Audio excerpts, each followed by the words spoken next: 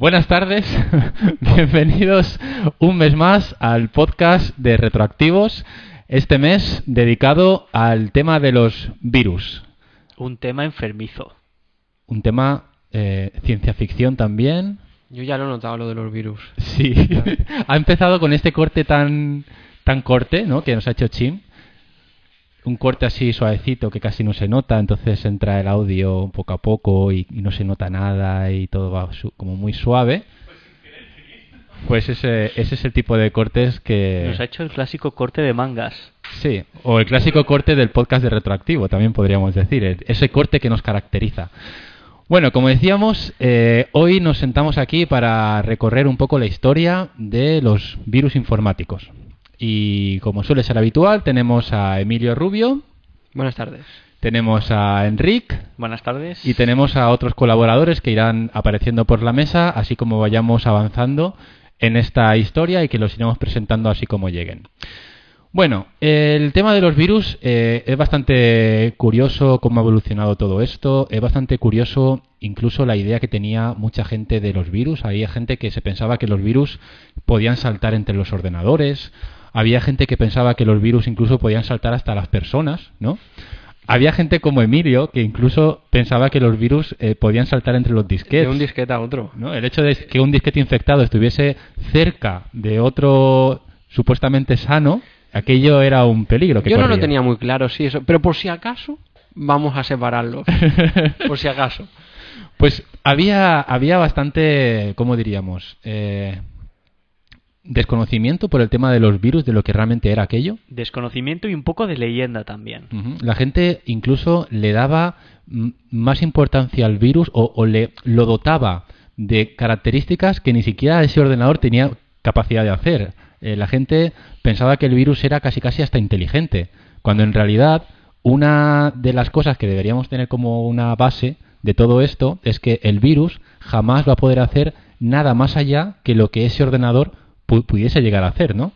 Entonces, si a lo mejor no existe software que instala aplicaciones súper interesantes a los seres humanos, pues tampoco va a haber ningún software que le instale nada malo a ese ser humano, ¿no? Si no hay un software capaz de enviar un programa de un ordenador a otro, incluso cuando están apagados, tampoco un virus va a poder hacer eso, ¿no? Uh-huh. Igual, por ejemplo, es el caso de los disquetes protegidos contra escritura. Si tienes el disquete protegido contra escritura, ahí no va a poder escribir el virus. Pues una de las cosas que podríamos empezar por desmentir es todas estas posibilidades casi sobrenaturales que la gente le atribuye a los virus. Bueno, vamos a remontarnos al principio de todo, como nos gusta mucho aquí hacer en este podcast. Vámonos a ir al año 1948, donde ya John von Neumann ya estaba dando charlas de lo que él consideraba que era la autorreproducción de las máquinas. Él pensaba que en el futuro podrían llegar a haber programas capaces de replicarse y de tomar el control de otros programas similares a ellos. Un año después, un matemático, Lionel Penrose, también hablaba de la capacidad de que hubiese programas que a partir de una aplicación inicial o una semilla, como la llamaba él, ese programa tuviese la capacidad de reproducirse, incluso de mutar, es decir, de perfeccionarse, para al final pues realizar algún tipo de ataque en algún sistema. Un poco más adelante, inspirados por estas teorías, tres estudiantes hicieron lo que era lo que se conoció como Core War, que era simplemente preparar un entorno donde dos programas informáticos pudiesen pelearse entre ellos. Por lo que peleaban era por los recursos de memoria de ese entorno. Entonces ganaba aquel programa que tenía la capacidad de dejarle sin memoria al contrincante, ¿no? Es decir, llenarle la memoria disponible al otro para que no pudiera actuar y entonces se declaraba vencedor. Uh-huh. Esto sentaron un poco las bases de lo que iban a ser los virus. De hecho, el Core War que en aquel momento se utilizaba se programaba en ensamblador y que todavía a día de hoy todavía incluso se hacen competiciones, nos comentaba Duefectu en un mail esta mañana, que todavía se hacen competiciones con este entorno. Si alguien quiere investigar más, la máquina virtualizada donde funciona se llama Mars, y uno pues puede hacer ahí pruebas y probar su capacidad para derrotar los programas de otros adversarios, ¿no? Pues como decíamos, todo esto sirvió de inspiración o no a lo que iba a ser luego la avalancha de los virus que vamos a ir comentando aquí. Antes de ponernos a hablar de virus, ¿qué os parece si antes le ponemos nombre y apellidos a lo que es un virus?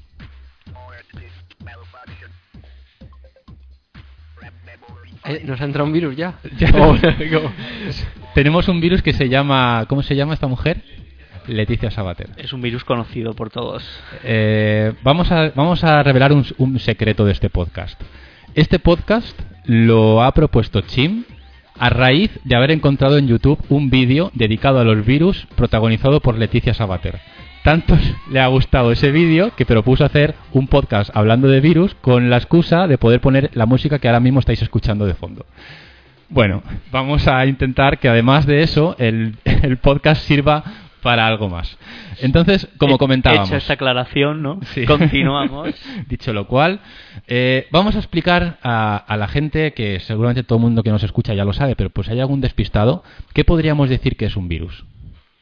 Bueno, pues yo creo que un virus es un programa que tiene la capacidad de replicarse y de extenderse a otros sistemas, ya sea modificando el código de un programa ya existente, o sea, adheriéndose a él, o por sí mismo, sin necesidad de otro programa. Entonces, en el primer caso, el medio de propagación serían los programas que el propio usuario ejecuta, desconociendo que contienen ya ese virus. Claro, todo esto sin el consentimiento del usuario. Exacto. Y en el segundo caso, que no necesitan de esos programas, sino que ellos mismos se valen normalmente de una red para llegar a otros ordenadores y propagarse, esos son los llamados gusanos. Vale, es otro tipo de virus, pero es distinto. Eso es. Es software que se propaga sin el consentimiento del usuario de una máquina a otra. Podríamos decir, Enric, también que los virus han evolucionado. Empezaron incluso siendo algún proyecto de laboratorio, pero empezaron sobre todo lanzando mensajes un poco así molestos, que poco a poco aquello fue evolucionando a empezar a hacer algún tipo de daño en el ordenador, a borrar incluso archivos, y que hoy en día ha seguido aquello evolucionando hasta que se han dado cuenta de que lo importante, o como realmente pueden hacer daño, no es borrando archivos, sino robándolos y compartiendo información con otras personas. La historia un poquito de los virus lo veo, es como una evolución, ¿no? Pasó de ser molesto a ser dañino, y de dañino a robar identidad de alguna manera. De dañino a ser un negocio. Lucrativo, sí, efectivamente. Pues vamos a comentar entonces, a grandes rasgos, ¿alguno podría explicar cómo funciona luego un virus internamente? ¿Cuál es, de qué manera? Hemos dicho que no le demos características sobrenaturales, entonces al final es un software, pero es un software que juega con las mismas reglas que cualquier otro software dentro de ese ordenador. ¿Alguien podría explicar cómo se mete un virus en el ordenador y cómo pasa aquello a estar activo o a propagarse por otros ordenadores a través de algún dispositivo? Bueno, pues en principio es que claro, como existen distintos métodos de infección y distintos métodos de ocultarse de los virus y tal, pues entonces varían un poco, pero bueno, si cogemos por ejemplo el ejemplo de un virus de sector de arranque, en una época en la que casi todos los programas se ejecutaban arrancando el ordenador con ese disquete, entonces pues tú prestabas ese disquete a alguien, arrancaba el ordenador, ejecutaba el programa, ¿vale? Pero luego cualquier otro disquete que introducías en ese ordenador, como que el virus quedaba en memoria, lo que hacía era infectar el sector de arranque de esos otros disquetes que tú introducías en el ordenador. Entonces, esa era una de las maneras iniciales. Ok, entonces el virus no era más que un programa más que había en ese disquete que aprovechaba un fallo, podríamos decir, del sistema operativo que le daba la capacidad de poder, por así decirlo, de alguna manera conseguir autoejecutarse sin que el usuario lo hiciese él y quedarse residente en la memoria del ordenador para un poquito todo el tráfico de disquetes que viese pasar a partir de ese momento, hacerse una copia, el virus, en ese mismo disquete. De manera que ese disquete luego irá a casa de alguien más y otra vez entrará en funcionamiento el mismo virus, que volverá a repetir esta secuencia y volverá a pasar a otro disquete y otro disquete hasta que aquello se va extendiendo, ¿no? Ok, pues si os parece, vamos a comentar entonces cuál fue el primero de los virus que apareció. El primero de los virus no apareció para MS2, fue aquello mucho antes, ¿verdad, Emilio? Mucho antes. Fue en el año 1971 y de hecho este programa se englobaría en la categoría de gusano, porque realmente lo que hacía era aprovechar la red ARPANET, la antecesora de lo que luego iba a ser Internet, para extenderse por diferentes ordenadores de la casa Digital. Eran ordenadores PDP-10 que ejecutaban el sistema operativo Tenex. Entonces, en principio esto fue un programa, era una prueba de Bob Thomas, que lo que quería era comprobar cómo se podía realizar un programa que saltase de un ordenador a otro. En principio simplemente eso. Nos vamos a encontrar con que muchos virus al principio eran simples pruebas de a ver qué pasaba. Pero claro, lo que solía pasar era que se descontrolaban después. Claro, se le iba de las manos al programador y aquello empezaba a funcionar solo. Eso es. Y llegaban mucho más allá de lo que a muchas más máquinas de las que inicialmente se habían imaginado. Este programa en realidad lo único que hacía era mostrar en las máquinas donde se infectaban, mostrar un mensaje que decía I'm the creeper, catch me if you can. Pero bueno, la muestra de que esto era un virus es que tuvieron que crear un antídoto que se llamó Reaper, que utilizando una técnica parecida al propio virus, pues iba de ordenador en ordenador eliminando el creeper. Es súper interesante esto porque así como pudiésemos pensar a lo mejor que el primer virus era un software que estaba en un disquete, que aquello se fue pasando de mano en mano, no, el primero que tenemos conciencia de que fue un virus fue un gusano que además se propagó por lo que iba a ser Internet después, que la vacuna, en definitiva entiendo que también era otro gusano, pero esta vez bueno, que iba detrás del daño que había hecho el creeper, dejándolo otra vez todo arreglado. Y además estamos hablando de un PDP-10, no es un PC IBM ni nada parecido, ni un clónico ni nada, o sea, era todavía anterior. Es muy curioso. Bueno, ahí tenemos entonces el primer virus de Bob Thomas. A los pocos años, en el 75, apareció el que iba a ser el primer troyano. En este caso no fue como el Creeper, que su programador quiso probar un concepto nuevo, sino que en este caso era en teoría, inofensivo programa que funcionaba haciéndole preguntas a un usuario y a través de las respuestas del usuario el programa determinaba qué animal tenía en mente su usuario. Entonces, su programador pensó que con la experiencia que el programa adquiría podría guardar según qué variables en archivos para que la próxima vez que jugase una partida, ese programa fuese más inteligente. De entrada, hubiese aprendido con qué preguntas falló, con qué preguntas acertó y que le sirviese como una base de datos para cada vez ser más inteligente y encontrar antes la respuesta al animal que está pensando el usuario. Solo que el programador tuvo un fallo, y es que cuando quería guardar esta actualización de lo que había aprendido el programa, lo guardaba en un directorio equivocado. Así como el usuario jugaba más, aquel archivo se iba guardando en más directorios distintos. Al final, sin quererlo, había creado el primer troyano, que era un software que aparentemente tiene una función, pero que internamente está llevando a cabo otra. En este caso, llenarte el disco duro de archivos que no servían para nada porque luego ni el software era capaz de volverlos a encontrar. Así que el programador, para solucionarlo, en lugar de una vacuna, lo que tuvo que sacar era una versión actualizada de ese juego que fuese al mismo tiempo rastreando las carpetas, buscando copias antiguas suyas y eliminándolas para finalmente dejar solamente la buena. Unos años más tarde, en el 82, empezamos a tener ya el primer virus que ya se pudo decir que aquello ya se empezó a expandir de manera preocupante, ¿no?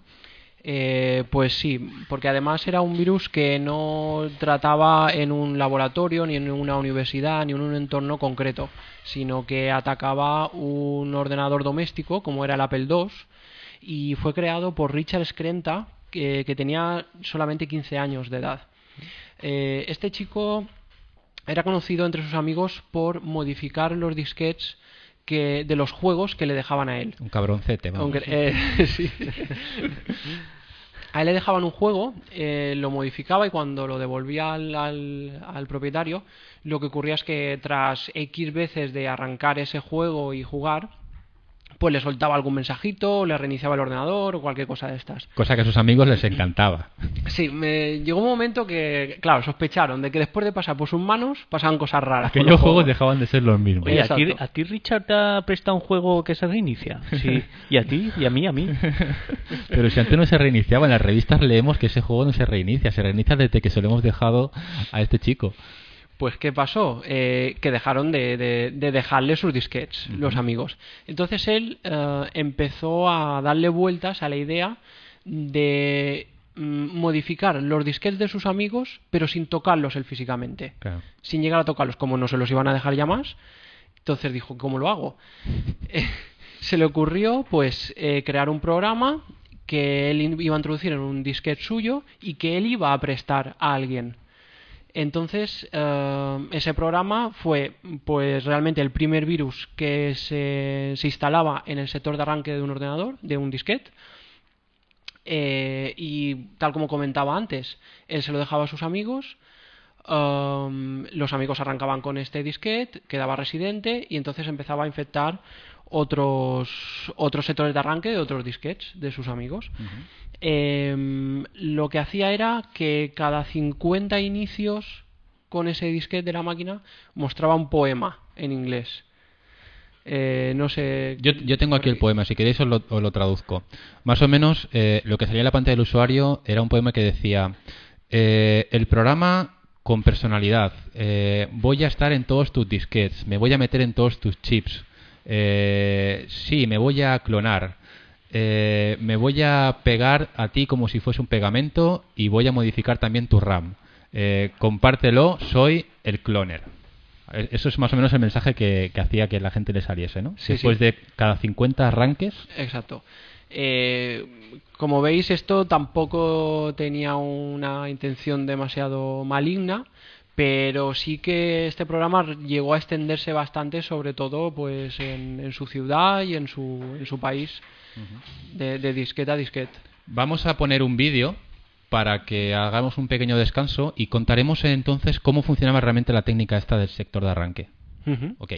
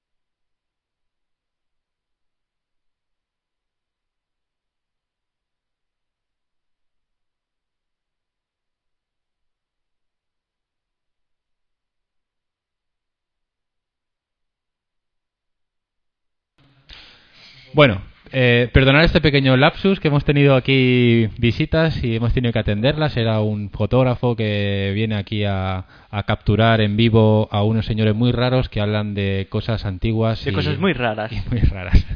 Bueno.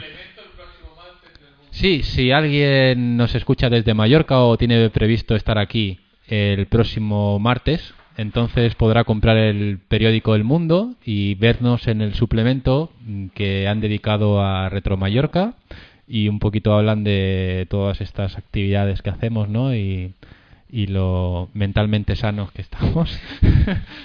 En fin, vamos a retomar el tema del podcast. Comentábamos que Emilio nos comentaba el primer virus así que tuvo aquello, que se infectó así a muchísima gente, el Elk Cloner, y comentábamos que la técnica que utilizaba era la del sector de arranque. El tema del sector de arranque, aunque no era exactamente así como esta persona lo hizo para este virus en concreto, como funcionaba era que los disquetes tienen un sector de arranque que es lo que indica al ordenador cuál es el primer programa que tienen que cargar en el caso de que tengan que cargar alguno, ¿no? Uh-huh. Entonces lo que hacen es que cogen ese sector de arranque, lo guardan por otra parte y coloca el propio virus un sector de arranque modificado, de manera que le obliga al ordenador a, como primera tarea, cargar el virus, cargar el archivo que contiene el virus, y a continuación el virus carga ese sector de arranque original para que el usuario, sobre todo, no se dé cuenta de que ha habido ahí un cambio y la carga de un software que él no ha solicitado, ¿no?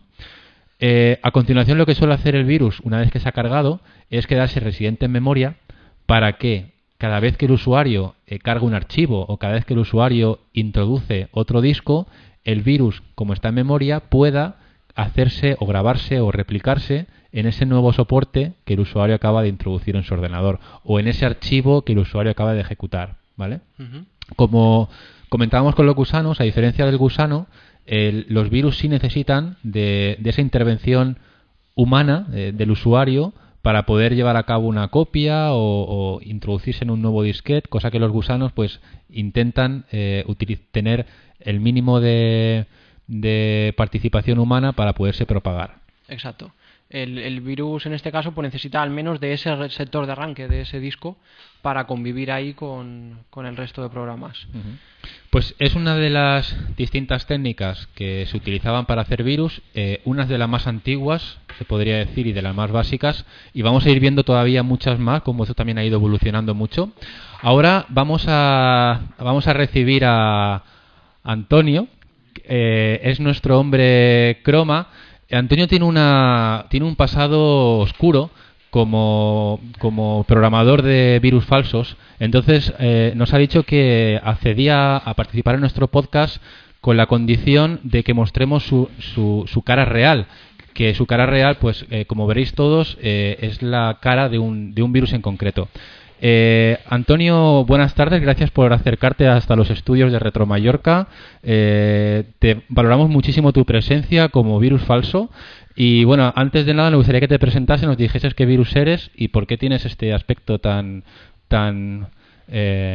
amigable. ¡Guau! Cuidado. Es que acaba de venir un tuit, por cierto. Usted me perdonará, señor Virus, pero no hemos comentado que tenemos un hashtag que es Retroactivo Podcast y que todo esto es en directo, y que cada vez que alguien nos comenta algo por Twitter, tenemos a @marce34 que está ahí leyéndolo todo y leyendo también el chat, de manera que cada vez que alguien comenta algo, pues cae un tweet como el que nos ha caído ahora y leemos lo que nos han dicho y un poco lo comentamos, ¿vale? Entonces, si me permites, vamos a primero leer el tweet y luego te damos paso a ti. Vale. Ok. Bueno, pues este tuit es de Tobisham, creo que pone. Dice que es muy entretenida la charla de los retrovirus y nos pregunta si hablaremos de los últimos, como el famoso virus de la policía. Pues en principio, por la característica retro de nuestro programa, no teníamos pensado. No, pero si nos quieres enviar otro tuit explicándonos qué es, pues sí que nos hacemos eco, nos comprometemos a comentar el virus y nos lo mandas en otro tuit. Bueno, vamos a devolver entonces el tuit y ahora ya sí, damos paso a... explícanos un poco quién eres con esta cara. Bueno, pues en primer lugar, buenas tardes. En segundo lugar, pues soy un pariente del virus Chernóbil. No sé si os acordaréis del virus Chernóbil. Sí. Un virus muy puñetero, Ujú. que lo tuve en mi queridísimo Pentium 100. Bueno, era un Pentium 75, pero con overclocking por parte de la tienda, que pagué más. Muchas gracias a la tienda, desde 20 años en el futuro, gracias. Así os lo paséis bien. Y bueno, pues nada, yo venía aquí un poquito a hablar del primer doctor que habló un poco de los virus y que fue pionero en la investigación, ¿no? de lo que es virus, que bueno, que soy yo. Sí. ¿De qué año estamos hablando, señor Pariente del virus Chernóbil, si quieres. Chernóbil? Señor Gracias, Chernóbil. gracias. Hoy en día sería Fukushima, pero bueno, da igual, no pasa nada. Esto fue en el año 1984. Ujú. Nuestro queridísimo doctor Frederick B. Cohen, no confundir con los hermanos Cohen, que ya de aquella estaban, pero no tenía nada que ver. Y este hombre, en su santa cabeza, publicó experimentos con virus de ordenador. Así, tal como suena. Bastante novedoso para la época, me imagino. Sí, vamos, porque de aquella, pues claro, ¿quién tenía ordenadores? Solo las grandes empresas y gente, pues, de la élite. La gente normal, pues, quizás en las escuelas, en aulas con el Apple II, no sé, muy poquita gente. Era algo muy desconocido todavía. Estaban ocupados con otras cosas. Exactamente. Pero este hombre estaba bastante preocupado con el tema de los virus ya por aquel entonces. Exacto, por eso publicó experimentos con virus de ordenador. Ujú. Fue pionero en la investigación de virus. Ujú. Acuñó el término virus de ordenador, que anteriormente no estaba muy extendido. Se sabía, bueno, que era un programa que infectaba otros programas, pero nadie le había puesto ese término. Ujú. Lo definió como programa que puede infectar a otros programas, incluyendo una copia evolucionada de sí mismo. Como ya sabéis vosotros que muchas veces los virus podemos ver 2, 3, 4 versiones del mismo, ¿no? Que van evolucionando y, bueno, nos fastidian una y otra vez. Además es una definición que todavía a día de hoy se sigue utilizando, esta que propuso Frederick. Exactamente, es como Star Wars, nunca pasa de moda. Demostró que no puede existir un algoritmo que detecte al 100% si algo es un virus o no. Por eso muchas veces cuando hacéis un rastreo en vuestro ordenador, pues simplemente un programita os aparece como que es un virus y vosotros sabéis de sobra que no. Un falso positivo. Exactamente, ya de aquella en el año 84 lo sabía el hombre. Mencionó las formas de detección de virus, ¿no? Detección por apariencia, por comportamiento, por evolución de otros virus conocidos y por mecanismo de engaño. Todas estas formas, evidentemente, son las que utilizan hoy en día los antivirus, que todos, prácticamente todos, excepto los que tienen Linux. Y bueno, Apple ahora, pues parece que se ha contagiado un poquito, pero bueno, ahí anda resistiendo. En fin, todo esto fueron las formas de detección de virus. Y mencionó por primera vez que para protegerse el sistema debe protegerse el flujo de datos que entran y salen del mismo. O sea, algo realmente innovador, porque es lo que hoy en día conocemos como firewall, que todos tenemos en el Windows o demás sistemas operativos. Para que veáis, el hombre en el año 84, la visión que tuvo del futuro. Hoy en día seguimos bajo sus reglas. De verdad que sí, o sea, algo tan importante como decir que una de las bases para evitar los virus es controlar la información que entra y la que sale, o sea, no dar por bueno nada que llega, sino filtrar aquello bien y medir que todos sean parámetros dentro de de los rangos que tú tienes previsto recibir, ¿no? Exactamente. Y los métodos para detección, como decías, es lo que hoy en día están utilizando los antivirus. Detección por apariencia es que aquello parezca un virus, ¿no? Por comportamiento es ver si el comportamiento de ese software es, no sé, sospechoso o no, ¿no? Para determinar si aquello podría ser un virus. Por evolución de otros virus conocidos, pues también, ¿no? O sea, sabiendo cómo se comportaban virus que hemos detectado anteriormente, nos puede dar pie aquello a detectar posibles evoluciones de otro virus o virus que son muy parecidos en cuanto a técnicas que utilicen. Exacto. Y por mecanismos de engaño entiendo a lo mejor un sistema como el que habíamos visto antes, que sea un mecanismo para detectar que algo está interfiriendo en el sector de arranque para luego coger otro sector de arranque distinto. Imagino que deben ser técnicas así. Sí. Pues muy bien, doctor Chernóbil. No sé si tienes alguna cosa más que comentarnos. De momento no, al ser mi primera aparición quiero guardarme un poquito para el futuro y dejaros con grandes temas que en el futuro pueda hablar y, no sé, compartir con vosotros un poquito. Muy bien. ¿Te marchas a infectar a alguien o porque viene el antivirus? Sí, bueno, directamente me marcho a infectar a alguien, a dar un poquito a puñeta a alguien y más que nada porque viene antivirus y bueno, es el Avast que más o menos funciona bien, así que me voy pitando. Muy bien, gracias. Vamos, después de esta intervención tan extraña, vamos a volver al tema de los siguientes virus que fueron apareciendo, si te parece bien, Emilio. Perfecto.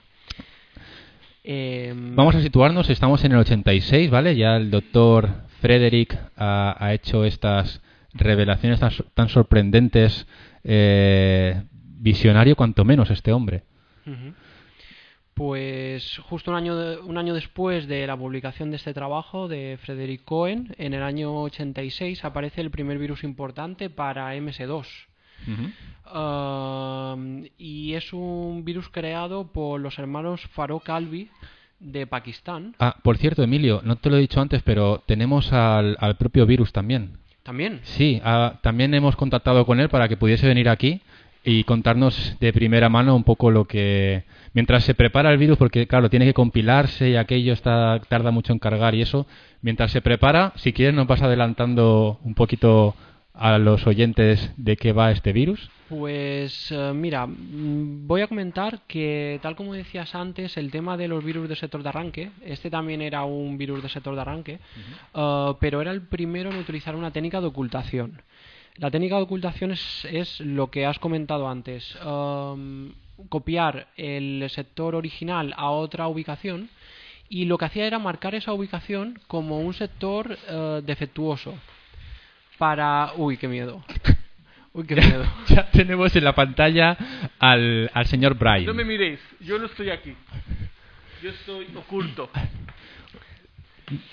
Seguramente las técnicas de ocultación eran bastante buenas en el año 86, pero en el 2012 me parece que usted no pasa desapercibido ya. Está completamente pasado y que no me ven aquí con el fondo. Yo estoy disimulado. Bueno, Emilio, vamos a hacer como que no le vemos para que esté tranquilo. No vaya a ser que evolucione y... Es que ya tengo un poco de edad, ya tengo 26 años. 26 años ya. 26. Claro, porque usted nació en el año 86. Sí, me hicieron allí, es que mis padres eran Pakistán. Sí. Ajá. ¿Y cómo se lleva esto de ser un virus en Pakistán? Ay, porque yo soy muy inteligente, pues se pusieron brain. Sí. Y entonces lo que hacía yo es que aprovechaba, es que como de inmigrante, me metía en el sector de arranque. Así, y de ahí no me sacaban. Entonces, si él iba con disquete, yo iba hasta allí, así, me ponía hacia el lado y entonces ya no se movía. Ajá. Y entonces ¿Y usted se quedaba ahí en el sector de arranque? Sí. A vivir. Sí. A vivir. Entonces, cuando ejecutaba, yo salía a tomar aire. Iba por allí, hacía tomar aire y luego me volvía otra vez para adentro para el sector de arranque. A su sector de arranque. Usted se encontraba a gusto en el sector de arranque. El sector de arranque era lo mío. Ajá. Dice que fue el primero en sector de arranque. Pero yo creo que sus padres cometieron un error consciente o inconscientemente, que era poner los datos reales o algo parecido. Ah, sí, porque entonces para que yo llamara a casa, para que no preocupara a la gente, pusieron dirección y número de teléfono. Entonces, tú cuando yo iba a tu casa, yo no... y me instalaba en el sector de arranque. Pero yo no entiendo si sus padres le crearon con una técnica novedosa, que era la del stealth, Sí, yo para oculto, que mira, no me ve. ¿Así? para que usted estuviese oculto, ¿por qué al mismo tiempo deciden poner el número de teléfono de sus padres, Por si un incluso caso la venía dirección? policía y me veía así de lejos, entonces que pudiera llamar para ir a casa. Porque yo podía estar ahí en el sector de arranque, pero había veces que me querían sacar. Y entonces yo decía, pues vuelvo a casa llamando. Llama a la mamá. Y me parece que llamó mucha gente, ¿no? Alrededor de mucha gente. De todo el mundo. Llamó. Mucho. De Estados Unidos, y entonces yo ya fui para allá. Claro, porque yo me imagino el usuario, lo que pasaba es que arrancaba el ordenador los primeros días no le veía porque usted utilizaba una técnica de ocultación, Yo justo así quieto no me veía nadie. pero algunas veces sí que los usuarios se daban cuenta de que estaba usted ahí porque sus padres precisamente pusieron un texto para que apareciese en el ordenador de la gente. Porque digo, yo preocupar ahí de que poner... y los padres decían, pues ya si para que el niño esté bien, ponemos la dirección y el número de teléfono para que sepamos dónde estamos.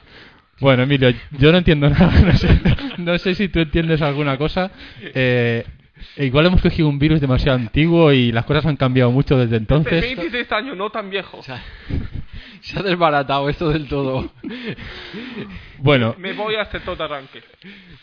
bueno, vale, adiós. Bueno, pues tras esta intervención del virus Brain, vamos a seguir con el transcurso de los siguientes virus en el año... Igual convendría... Yo creo que más o menos han salido aquí unas pinceladas del virus Brain, Sí. pero igual no ha quedado muy claro. Sí, vamos a explicárselo a la Entonces- gente un poco. Ok, es entonces, verdad. Es verdad. Eh, Ah, sí, además me y tenemos dice un Enrique que vídeo. tenemos un vídeo. Podemos poner un vídeo y todo. Ok, de este virus. ¿comentamos alguna cosa del virus y luego ponemos el vídeo o hacemos al revés? Creo que están poniendo ya el virus, Pues venga, el vídeo. vamos a por el vídeo.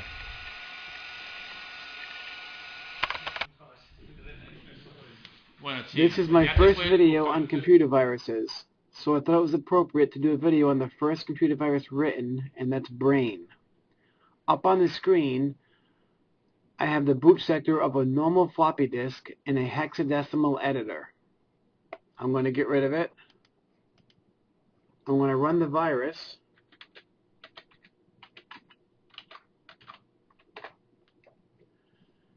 And it says you are about to install a virus on your disk.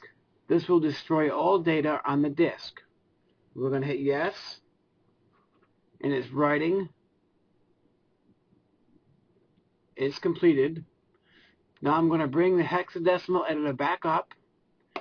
And we're going to take a look at the same floppy disk's boot sector.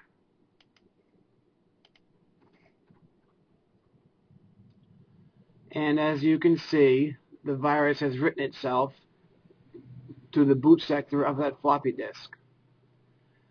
This virus only infects floppy disks and is non-destructive. That's it for the computer virus Brain.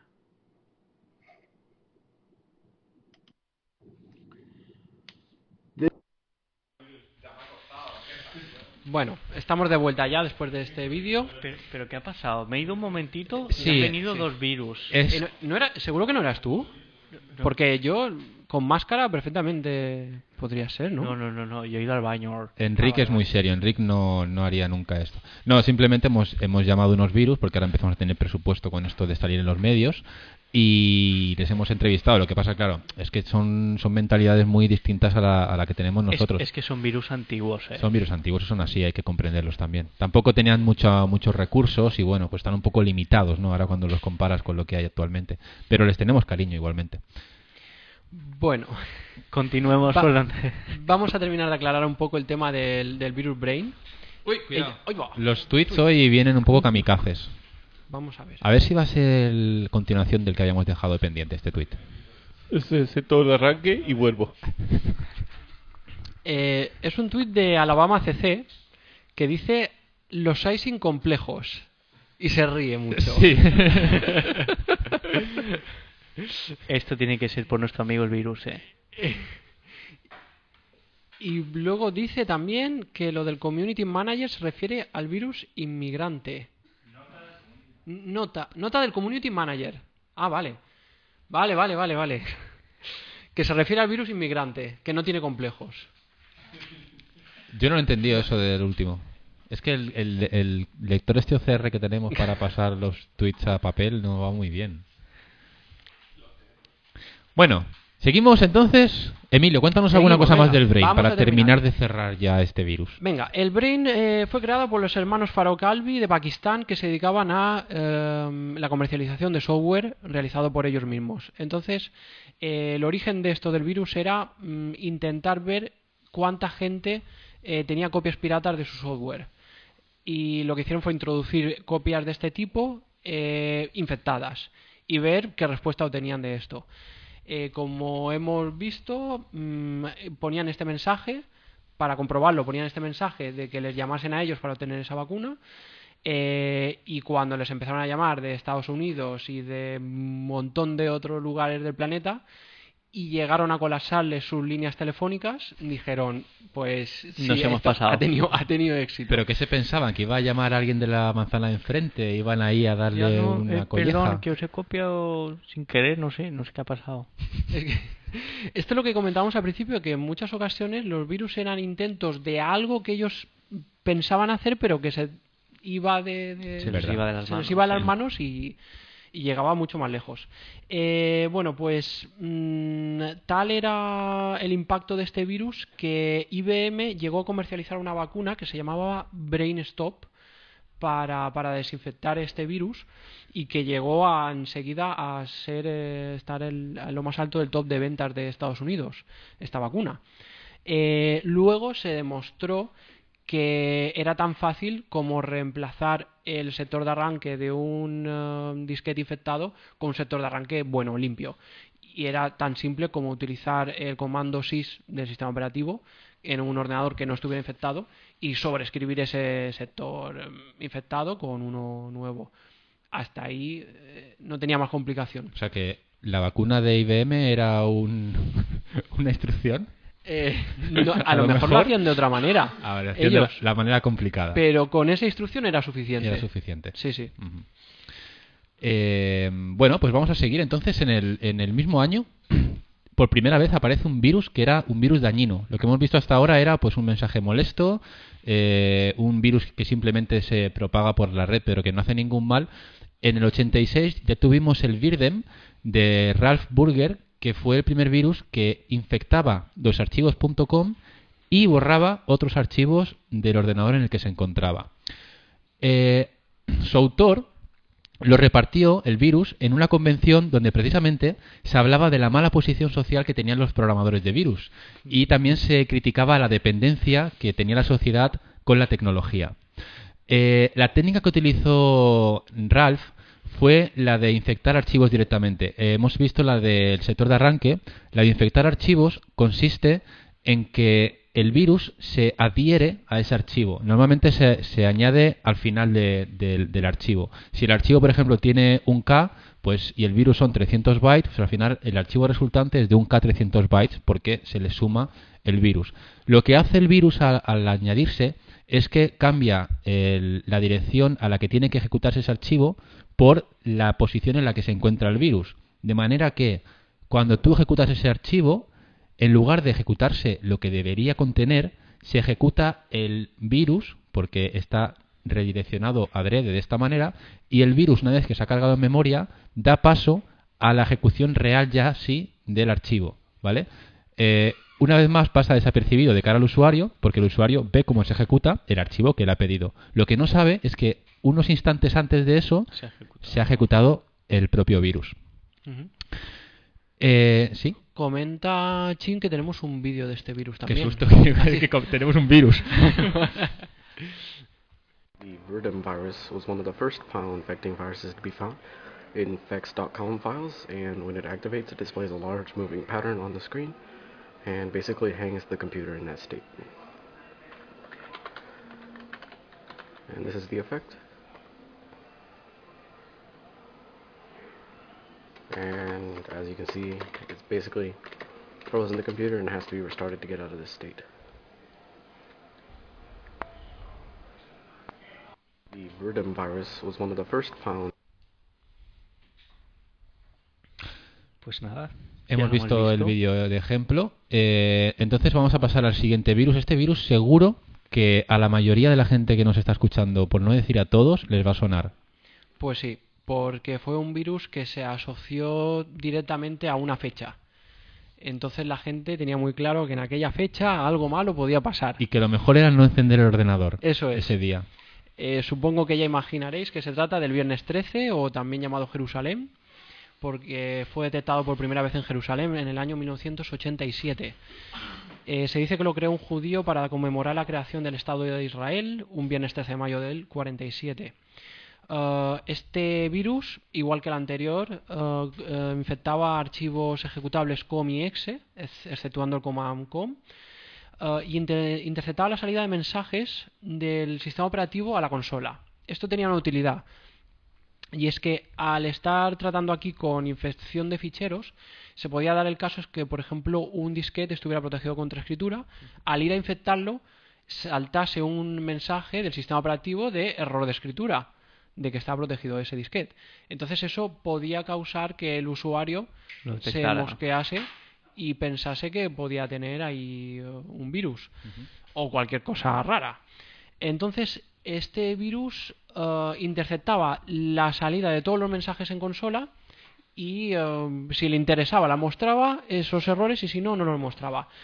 Hay una curiosidad, y es que el típico mensaje de error del sistema operativo que decía bad command or file name, cuando ejecutabas algo que realmente no existía, este virus lo cambiaba por el mismo mensaje pero con la C de command en mayúscula. Esto en MS2... Un detalle que pasaría desapercibido para muchísima gente. Exacto. Y esto en MS2 era originalmente de forma diferente, pero que si te aparecía de esa manera, sabías casi seguro que estabas infectado. Creo que vamos a parar un momento para ver el vídeo precisamente de este virus. Hello everyone, today is Friday the 13th, and in honor of that, we are going to look at a virus that activates its payload on Friday the 13th. This virus is the Jerusalem virus. Now, when we go ahead and run it, it will be present in memory and ready to infect files. This virus infects both .com and .exe files. So if we look at graphics.com, you can see it's 19,742 bytes. We'll go ahead and run the file. Bueno, estamos de vuelta ya. Y vamos a continuar. No, una cosilla. Yo pensé que lo del viernes 13 sería por algo de terror, que vendría por la peli, no... Fue coincidencia, ¿no? Fue...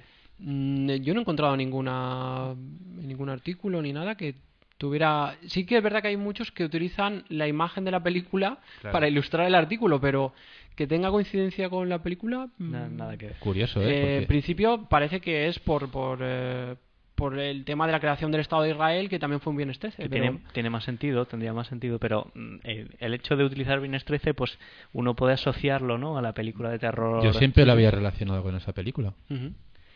Está bien que lo aclaremos.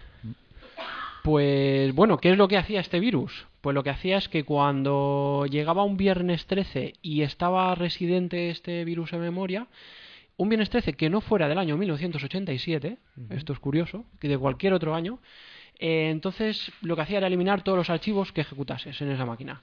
Se los cargaba todos directamente. Otra cosa interesante, por lo que hemos leído por ahí, pero que no acabamos de estar seguros, es que dicen que la revista Tu ordenador PC Amstrad, con los disquetes que acompañaban la revista, distribuyó disquetes infectados con este virus viernes 13 y que pudo llegar a provocar incluso el cierre de la revista. Eso no lo tenemos de todo claro. Pero a lo mejor no es con esta revista en concreto, pero sí que sabemos que ha pasado con alguna revista. Eso parece. Aquí tenemos disquetes precisamente de la publicación Tu ordenador PC Amstrad. Emilio lo está enseñando en la cámara. Un poquito más arriba. ¿Se ven ahí? Perfecto. ¿Se ve ahí ese disquete? Es un disco de 5 1/4 original. Eso es. Pero con el virus. Que ¿verdad? nos ha traído Draco. Y mira, precisamente aquí lo que aparece en el contenido, aparece el antivirus de la pelota. O sea que... Otro virus bastante famoso, que aparecía un carácter que simulaba una pelota de ping-pong y que se iba paseando, y que comentaremos luego. Eso es. Y bueno, parece ser que unas revistas distribuían el virus con sus disquetes y otras aprovecharon, como es el caso de PC Actual, para distribuir un antivirus gratuito, que es el caso del Anywhere, que fue el primer antivirus gratuito que se distribuyó aquí en España y que solucionaba los problemas de viernes 13. Se dice que la edición de PC Actual que incluía este antivirus se agotó absolutamente por todos sitios, porque era una manera muy fácil y barata de conseguir esta vacuna. Lo que hacía mucha gente también para prevenir el posible problema de este virus es que el día antes cambiaban la fecha del ordenador y, por ejemplo, la pasaban directamente al día 14 y al día siguiente pues podían utilizar ese ordenador. Claro, porque el virus se activa cuando detecta esa fecha, pero la manera que tiene el virus de saber en qué fecha estamos es preguntándose al ordenador. Al mismo ordenador. Si el usuario le cambia la fecha del ordenador, cuando el virus le pregunte, no es viernes 13. Claro, consultaría la fecha del sistema y ya está. Claro. Si no llega a pasar ese viernes 13, no se ejecutaría. Hoy no se podría hacer eso porque el virus podría consultar la fecha a una base de datos de Internet que el usuario no pueda alterar y entonces sí que entraría en funcionamiento. Y este hecho del cambio de fecha fue aprovechado por otros virus que lo que hacían era ejecutarse los sábados 14. Entonces, si tú cambiabas tu fecha del ordenador a un sábado 14 para evitar viernes 13, si estabas infectado por ese otro virus, la cagabas igual. Ajá. Y yo creo que todavía había alguien que había hecho el del domingo 15. Bueno, este tipo de virus se llaman tipos de virus de bombas lógicas. Son virus que se activan cuando llegamos a una fecha concreta, incluso cuando se toca o se pulsa una combinación de teclas en concreto. Un detalle muy fucker hubiera sido, en lugar de cambiar la fecha, ponerle el viernes 13 del 87. Eso hubiera sido muy... Con eso te quedas con todo el mundo, ¿eh? Pero había que conocerlo bien el virus. Claro, no, yo lo pongo del año 87 porque es el único año que respeta. Eso hubiese sido un detalle. Sí, sí. Dejadme leer un tuit que acaba de llegar. Toby Shaun dice: jaja, gracias por la mención. Seguir con los virus primigenios, que hay mucha tela por contar y muy interesante. Esto viene a raíz del tuit anterior que nos había comentado lo del virus de la policía. Eso es. Muy bien, pues muchas gracias por escucharnos y por leernos, porque creo que todavía no habíamos traído nunca a la mesa un tuit tuyo. Bueno, lo hemos devuelto al timeline y seguimos. En el año 87, en el mismo año, tenemos el primer caso de un virus encriptado. Hay que decir que, paralelo al avance de los virus, también teníamos el avance de los antivirus. Por aquel entonces, las técnicas que utilizaban los antivirus y que luego Enric nos contará en detalle, era utilizar una serie de patrones conocidos que coincidía con códigos hexadecimales del propio virus y que los contrastaban con archivos en busca de encontrar ocurrencias, ¿no?, de esa cadena dentro de un archivo para detectar si estaba infectado o no. Entonces, una de las técnicas que empezaron a utilizar los propios programadores de virus era ofuscar aquello. ¿Y cómo lo hacían? Encriptando el código. De manera que el antivirus veía código encriptado, pero no veía realmente una secuencia de instrucciones que pudiese ser, por ejemplo, ponerme en una posición estratégica de memoria para ejecutar una operación de borrado, de sustitución o suplantación de un gancho de la memoria de una instrucción o lo que fuese. Aquello ya no lo veía y entonces el programador de virus podía volver a seguir infectando y infectando gente. Otras ventajas de encriptar el virus era que dificultaba su desensamblado, con lo cual hacía que menos personas pudiesen aprovechar el trabajo hecho por ese programador para, a partir de ahí, crear variantes de nuevos virus. Una de las maneras que utilizaban para encriptar, muy recurrida por aquel entonces, era aplicar un XOR. Como sabemos, cuando tú coges un dato y le aplicas un XOR con un número, aquel dato se modifica, pero si le vuelves a aplicar otro XOR con el mismo número, vuelves a conseguir el valor inicial. Entonces lo que hacía el programador era coger todo el cuerpo del virus, aplicarle un XOR a cada instrucción con un número que solamente él sabía y obtenías un código, pues aparentemente que no tiene ninguna lógica. Aleatorio, exacto. Pero cuando el propio virus, al quererse ejecutar, volvía a aplicar un XOR basado en el mismo número a todo ese fragmento, lo que estaba consiguiendo era como recuperar el código original. Sí. Entonces aquel código volvía a ser un código ejecutable y el virus entraba en acción. Esta fue una técnica muy utilizada también y de la cual pues empezaron a haber también luego muchas variaciones. Si seguimos avanzando un año después, tenemos lo que fue ya el primer gusano que pudiésemos conocer. Curiosamente, su programador fue el hijo de una de las 3 personas que estaban haciendo el Core War a principios de los años 60. Ujú. Y también, bueno, se trata de Robert Tappan Morris y su padre también participó en el desarrollo del sistema operativo Unix. Vaya familia, ¿no? Vaya familia. Lo que hicieron los padres y a lo que se dedicó el hijo. Terminó en la cárcel, creo. Era un hijo rebelde. Bueno, en la cárcel condenado con 3 años de libertad condicional. Ajá. Sí, sí. Aquí estamos hablando del gusano Morris, se le puso el nombre en honor a su creador, y estamos en el año 1988. Este gusano utilizó ya la red Internet para infectar máquinas de Digital y Sun que corrían sistemas operativos Unix. Bueno, más que Internet, en aquel entonces todavía fue en ARPANET. Sí, todavía era Todavía ARPANET. fue en ARPANET. Ajá. Se dice que consiguió infectar el 10% de todo ARPANET y la dejó colapsada durante 72 horas. Ujú. Se calcula, en aquel entonces había 60.000 ordenadores conectados a la red, con lo que se calcula que fueron unos 6.000 los afectados. Las cantidades no tienen nada que ver con lo que ahora mismo hay conectado a Internet de ordenadores. Este gusano aprovechaba una serie de vulnerabilidades de servicios de los sistemas operativos, muy en la línea de lo que se hace también actualmente.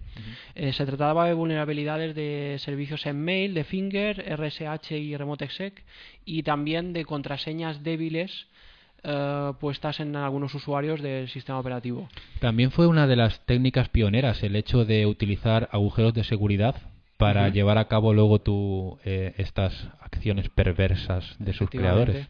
Eso es. La única intención de este gusano era copiarse una única vez en cada máquina y quedarse ahí latente.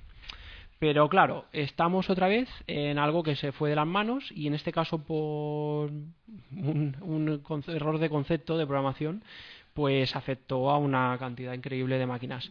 El problema está en que este gusano, para saber si una máquina ya estaba infectada y no volverla a infectar, le preguntaba si estaba infectada. Si el gusano estaba residente, tenía la capacidad de responder y decir que sí, que estaba infectado, entonces no lo infectaba otra vez. Si no respondía a nadie a esa pregunta, es que no estaba infectado, entonces procedía a la infección. ¿Qué pasa? Que el creador pensó, bueno, entonces si la gente quiere parar esto, sería tan fácil como que creasen un programa que conteste a esa pregunta en todas las máquinas. Claro. Que conteste siempre que está infectado, entonces no se infectará nunca. Y dijo, bueno, pues entonces, pues más o menos para evitar esa posibilidad, lo que voy a hacer es que una de cada 7 veces que me conteste que sí está infectado, pues me va a dar igual. Y lo voy a infectar otra vez. Por si acaso. Por si acaso. Y pues una de cada 7, por ejemplo. ¿Qué pasa? Que bueno, este gusano estuvo tan activo en la red que preguntaba tantas veces a una misma máquina si estaba infectado que se llegaba a infectar. Entraba aquello en un bucle que se infectaba una y otra vez hasta que se cargaba el nivel de carga de la máquina de procesamiento, llegaba al máximo y directamente llegaba a caer esa máquina y dejar de ofrecer el servicio que ofrecía. Pero estamos aquí en que él no creó este gusano pensando en tirar ninguna máquina ni en hacer un daño, sino simplemente expandirse. Pero por este error de esta supuesta, una de cada 7, por saturación, ¿no? Por saturación. O sea que deberíamos atribuirle también el mérito de ser uno de los primeros software de denegación de servicio también. Sí, sin duda. Casi, ¿no? Sin duda. Sí. Pues bueno, erradicar este programa en la red por aquel entonces ARPANET costó casi $1 millón, que en la época es mucha pasta, y supuso unas pérdidas totales estimadas en $96 millones por el tiempo de caída de las máquinas que comentábamos antes. Este hecho provocó la creación del CERT, que es el Computer Emergency Response Team, para coordinar la respuesta a todos los incidentes de seguridad que surgieran en Internet, en la red. este organismo sigue hoy en día vigente y tiene una labor muy importante. Esta persona, Robert Morris, fue condenado a 3 años de libertad condicional, 400 horas de trabajo social y $10.000 de multa. Creo que hablamos de uno de los primeros casos en que intervino la ley contra una creación de software malicioso o con consecuencias graves para ordenadores. Bueno, y luego ese mismo año, ¿no, Emilio? Tenemos también otro virus muy conocido. Sí. En el año 88 también aparece el virus ping-pong, que no tiene nada... Mira, ahora estamos viendo ya un vídeo en pantalla. Resulta que este virus pues fue uno de los más conocidos, pero porque el efecto era muy llamativo, de que apareciese una pelotita en pantalla. Su funcionamiento era un virus de sector de arranque también, y lo que hacía era que si a los 30 minutos de estar en marcha la máquina, a los 30 minutos exactos, había un acceso a disco, se activaba esa pelotita en pantalla. Esto no tenía más consecuencias negativas, no llegaba a borrar no borraba nada, pero sí, por un problema de incompatibilidad de una instrucción de ensamblador en ordenadores en procesadores del 286 en adelante, pues en muchas de las ocasiones, al ejecutarse el virus, bloqueaba el ordenador. Entonces, si tú estabas trabajando con él y tenías cosas sin salvar, pues se bloqueaba y eso ahí lo perdías. Claro, este es otro detalle. Muchas veces los virus se programaban para un tipo de sistema operativo y con unas condiciones concretas.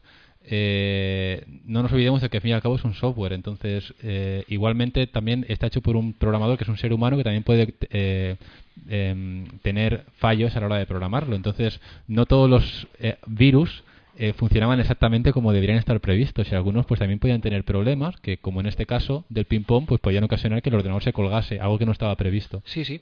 Y ahora me acabo de acordar de que, por ejemplo, el virus Brain, del que hemos hablado antes, del sector de arranque, este virus comprobaba antes de infectar si se trataba de un disco flexible, de un disquete o de un disco duro, porque el virus solamente era capaz de infectar un boot normal, no uno que contuviera una tabla de particiones, como es el caso de los discos duros. Pero lo que ocurrió es que otros virus posteriores no hacían esa comprobación, con lo que directamente... Fue un error. Fue un error, me equivoqué. No, precisamente el Brain lo hacía bien. Bien, lo comprobaba bien. Fueron otros posteriores los que no hacían esa comprobación, y al infectar un disco duro como si fuera un disquete y sobreescribir el boot, lo que hacían era destruir la tabla de particiones. Claro. Y se cargaban, como sabemos, se puede volver a generar esa tabla de particiones, pero el efecto inmediato es que desaparece todo lo que hay en ese disco duro. Claro, ya no pasa desapercibido como era la idea original de ese virus en concreto. Eso es. Entonces son muchas cosas, como comentabas, a tener en cuenta, y que los virus no siempre las tenían en cuenta y surtían efectos inesperados. Efectos colaterales, casi. Sí. Vamos a traer ahora aquí a la mesa a José, a Draco. Nos va a contar un experimento también que se llevó a cabo un año después, en el 89. Bueno, ya tenemos aquí a José. Hola, José. Hola, ¿qué tal? Cuéntanos.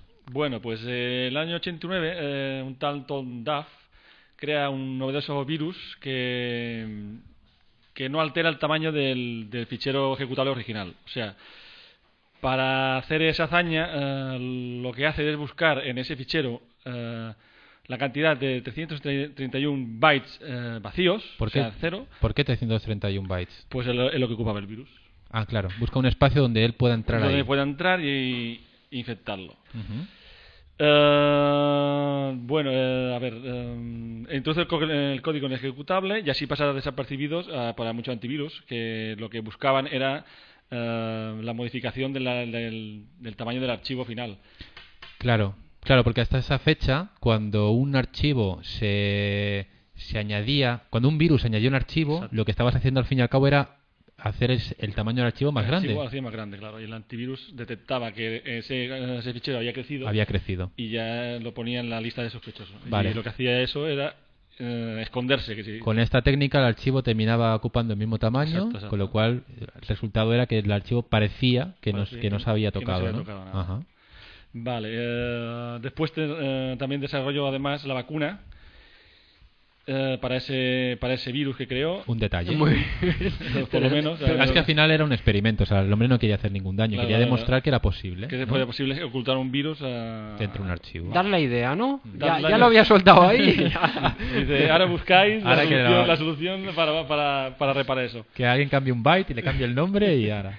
Bueno, y soltó la frase lapidaria que sería que no hay manera de hacer un sistema que sea inmune y útil al mismo tiempo. Ajá. O sea, que dice, ahí las copondráis. O hacemos cosas divertidas o que aquí esto va a estar tan cerrado y tan bloqueado que al final no vamos a poder jugar nada a nadie. Exactamente. Uh-huh.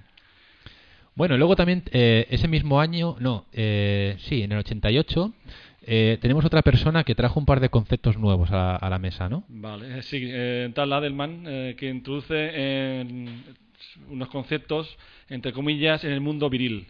Uh-huh. Que era la cuarentena, o sea, el sistema de cuarentena, que era un sistema aislado del ordenador que tenía que ejecutar el programa, que hacía como de cortafuegos, mirando a ver si el programa que se ejecutaba llevaba virus, no, o sea, quedaba infectado, y así para no poder infectar el ordenador bueno que dijese. Vale, es como que antes tenemos un entorno donde podemos registrar ese archivo. Exacto. Sin miedo a que haga nada. Claro. Y que en el caso de que aquello esté libre de culpa, sí. Entonces ya lo moveríamos al ordenador donde al ordenador que tenía que ejecutar el programa. Uh-huh. Esto sería la cuarentena. Exactamente. Después venía desinfección, que era usar el programa para desinfectar el virus. Nada más. Y después, ¿qué quiere decir? Que ese archivo que está infectado, lo que haces con la desinfección es volverlo a dejar en su estado original. Exactamente. Como si no hubiera pasado nada. Exactamente. ¿Okay? Y después había otro para asegurarse más que no, o sea, estar seguro que no contenía ningún virus, era la certificación, que era volver a comprobar si ese programa es ejecutable estaba libre de virus. Vale, te certifica que ese archivo está limpio y que por lo tanto puedes trabajar con él. Lo que te pone en la revista 100% certificado, que no hay virus y comprobado por no sé cuánto antivirus. Ese típico sello Clash. Que te ponían en las revistas para certificar que no tenían ningún virus. Uh-huh.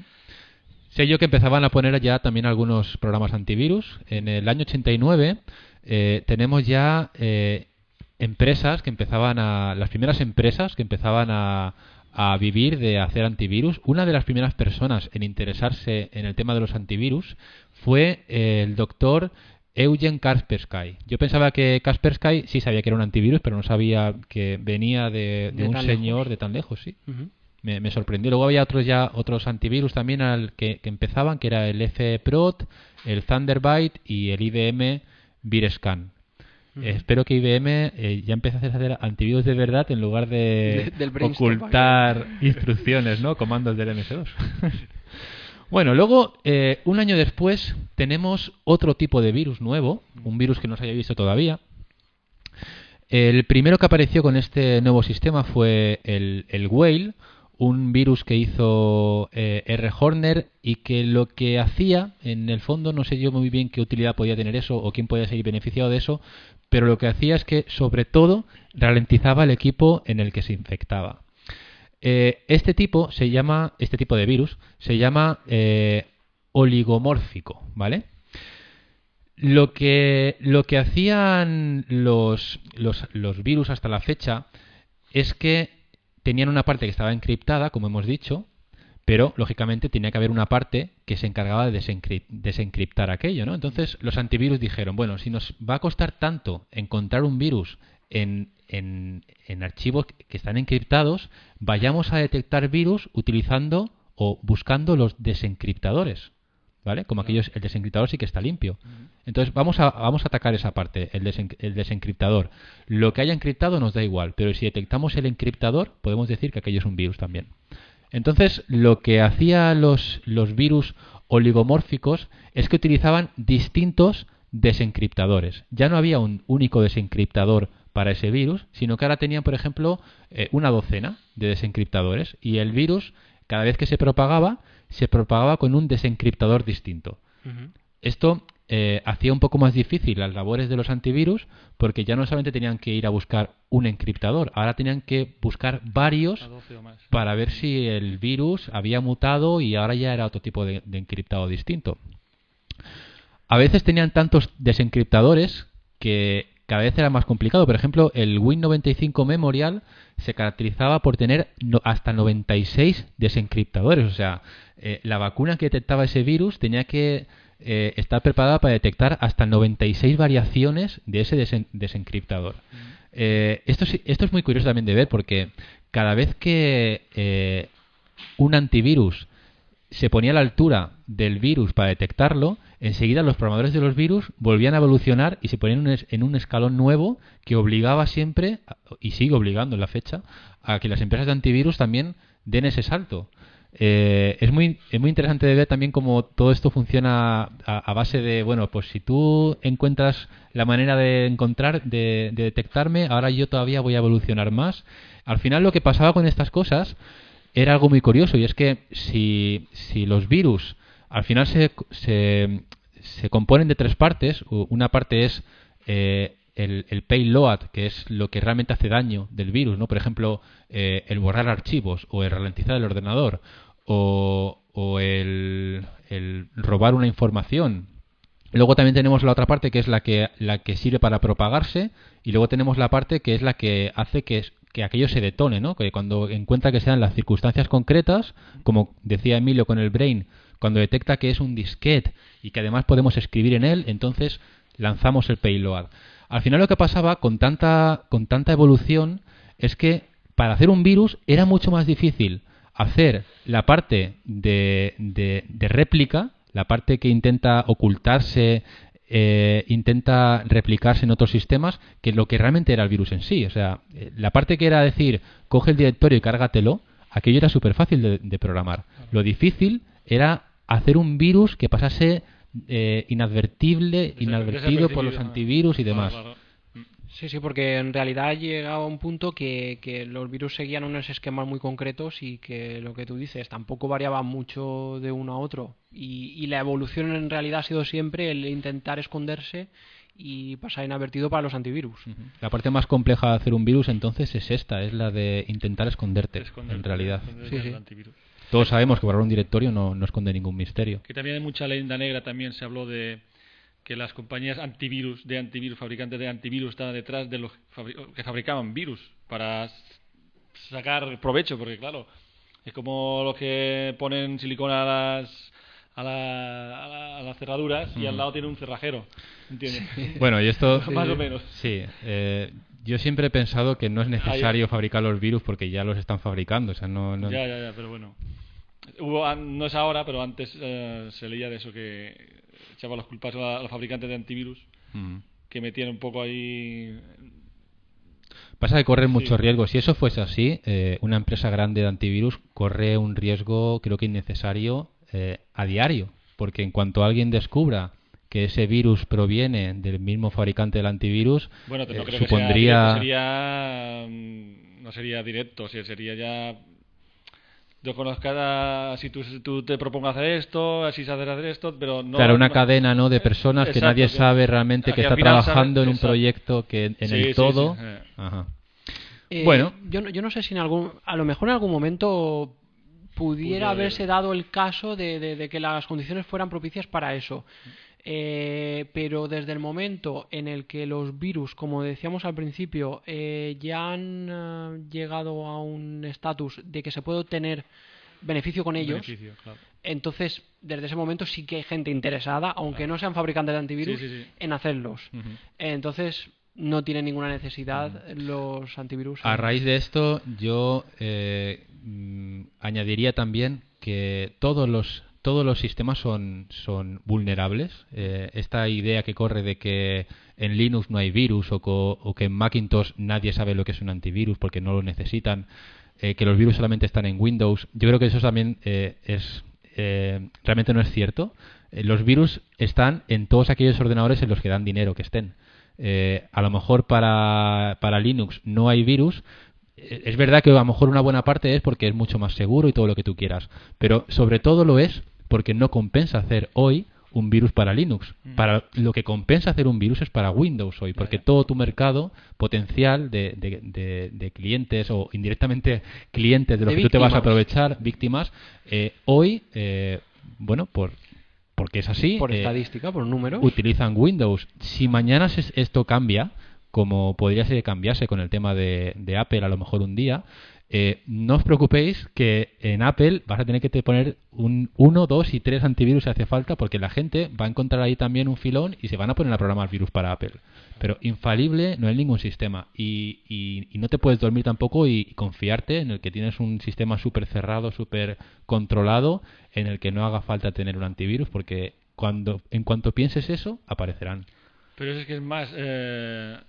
cuando se crearon los virus fueron más para hacer la puñeta o para demostrar que sabía más los programadores que eran aficionados más que los profesionales. Era un reto. Era un reto, yo creo que era un reto, pero ahora ya hoy es un negocio. Antes era más, yo puedo más que tú, yo sé hacer mejor que tú, pero ahora ya ha cambiado totalmente todo, ya es todo el negocio, sí. De hecho, la situación de Apple con el tema de los virus ya está cambiando. Ya se están viendo afectados por virus. Y Linux, en principio, muy poco. Pero bueno, está claro que virus los hay para todas las plataformas. Ahí tenemos otro tuit. Bueno, es que Apple creo que es más por... No sé, por también el monopolio que está consiguiendo y lo cerrado que es. Y no sé, creo que debe ser por eso. Porque antes... eran el contrario de Windows.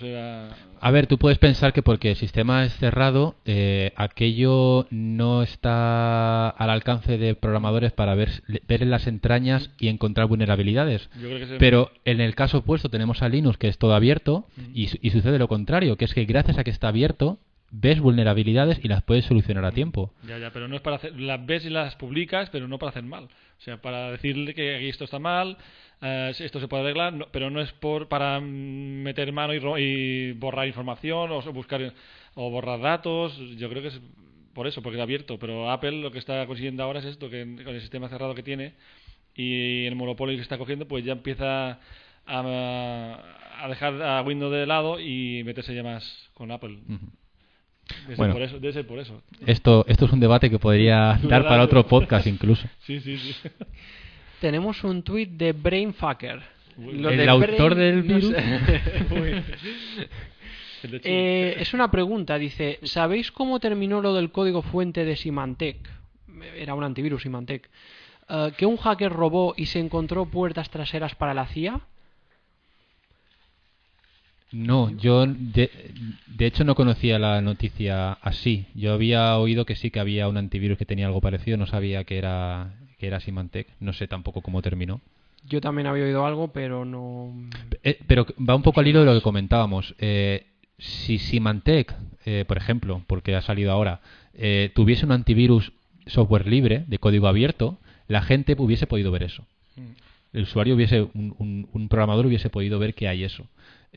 Si Apple mañana, hoy, estuviese haciendo algo parecido, la gente no puede ver eso, pero eso está ahí. En Linux, por ejemplo, uno puede dormir un poco más tranquilo porque tiene la confianza de que alguien podría ver esa puerta trasera en el caso de que existiese. Incluso de ponerle solución. Entonces, uno de los problemas del software cerrado a veces es ese, que tú no sabes realmente la empresa si lo hace o los tiene sin quererlo incluso. También estamos viendo aquí un montón de ejemplos de empresas que con todo el buen hacer del mundo publicaban en una revista un disquete que justamente resultaba que estaba infectado, y todos los suscriptores de esa revista, al poner el disquete supuestamente legal y todo lo que tú quieras, estaban infectando el ordenador en ese momento. No sería el primer caso, la primera vez que una empresa grande de software también, no me atrevería a decir ahora cuál, pero me suena que una muy grande también lanzó una actualización de un programa de música que tenía un virus, y que tuvieron que enseguida buscar una vacuna porque todas las personas que hicieron esa actualización pasaron a estar infectados. Retomamos el podcast. Bueno, Emilio, ¿por dónde íbamos? Estamos en el año 1990 ya, nos queda muy poco. Sí. Y tú nos tienes que contar una cosita.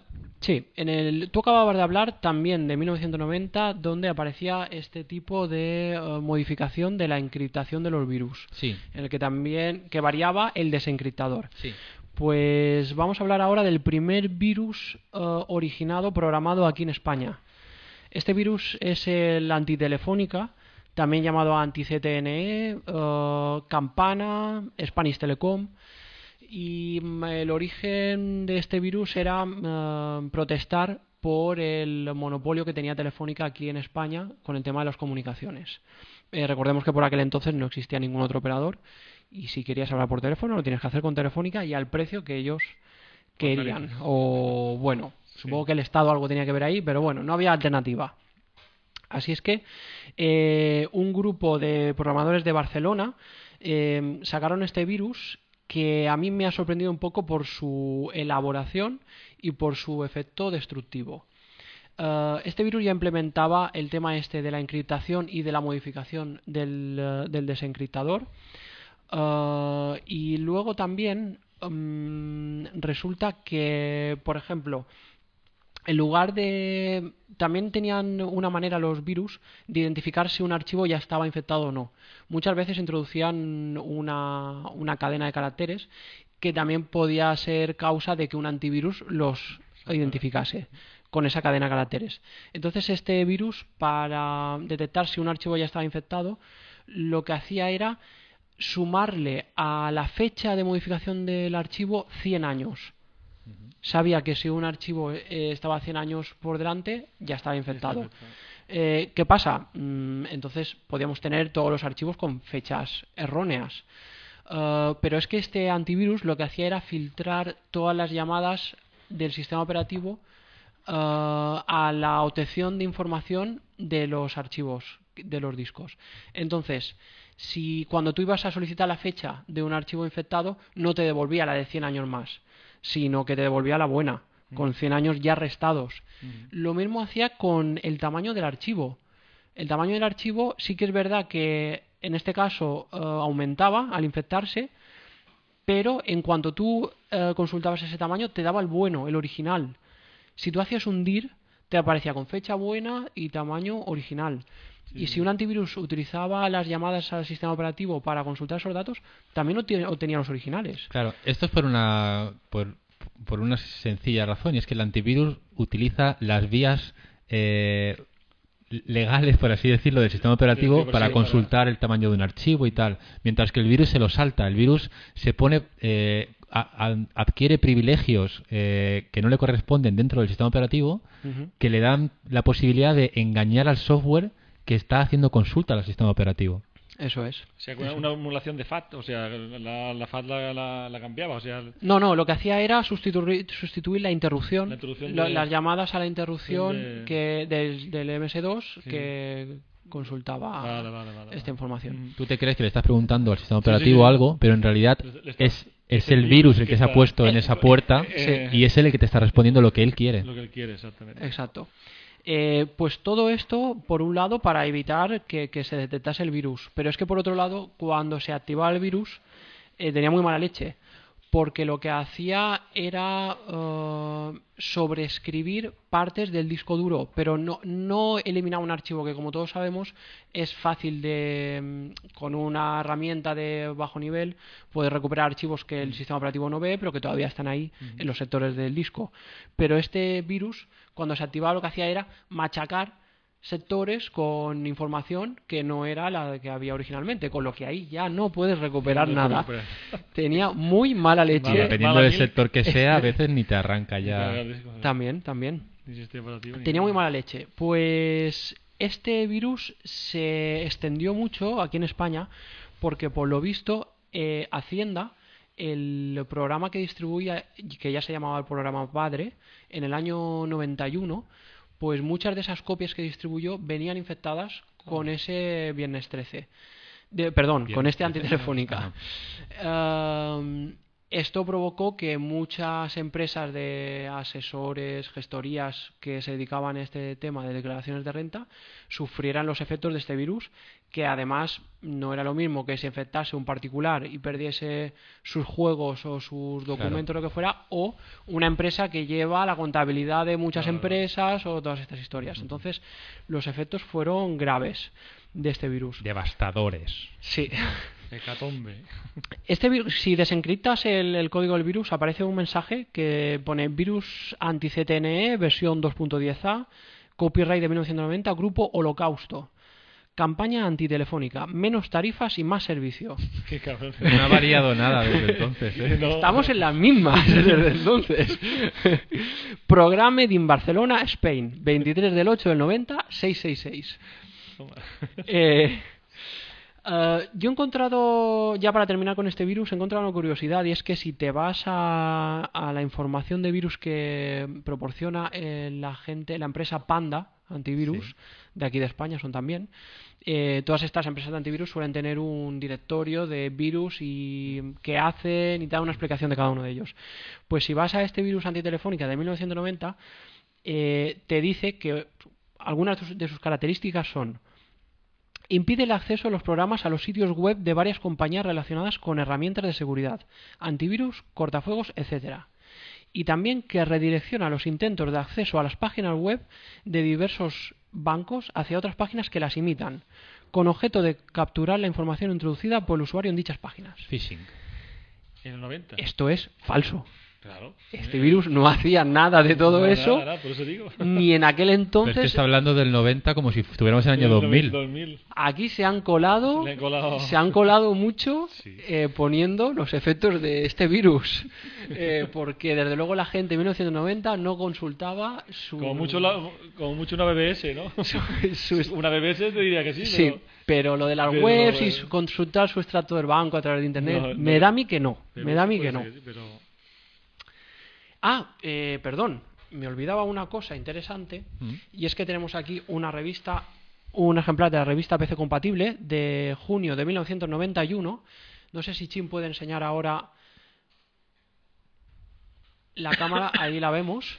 Pues en esta revista se ofrecía una recompensa de 100.000 pesetas al creador de un antivirus efectivo para este virus antitelefónica.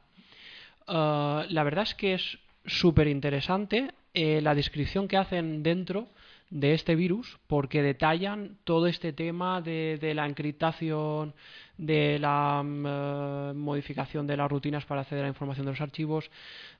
Está todo súper bien explicado. Y bueno, también explican que hasta ese momento no había ningún antivirus que realmente fuera capaz de detectar siempre ese virus, porque por las características estas de encriptación y variabilidad no siempre los detectaban, y entonces se buscaba a alguien que fuera capaz de programar un antivirus totalmente efectivo. Y que no fuese el autor del virus, ¿no?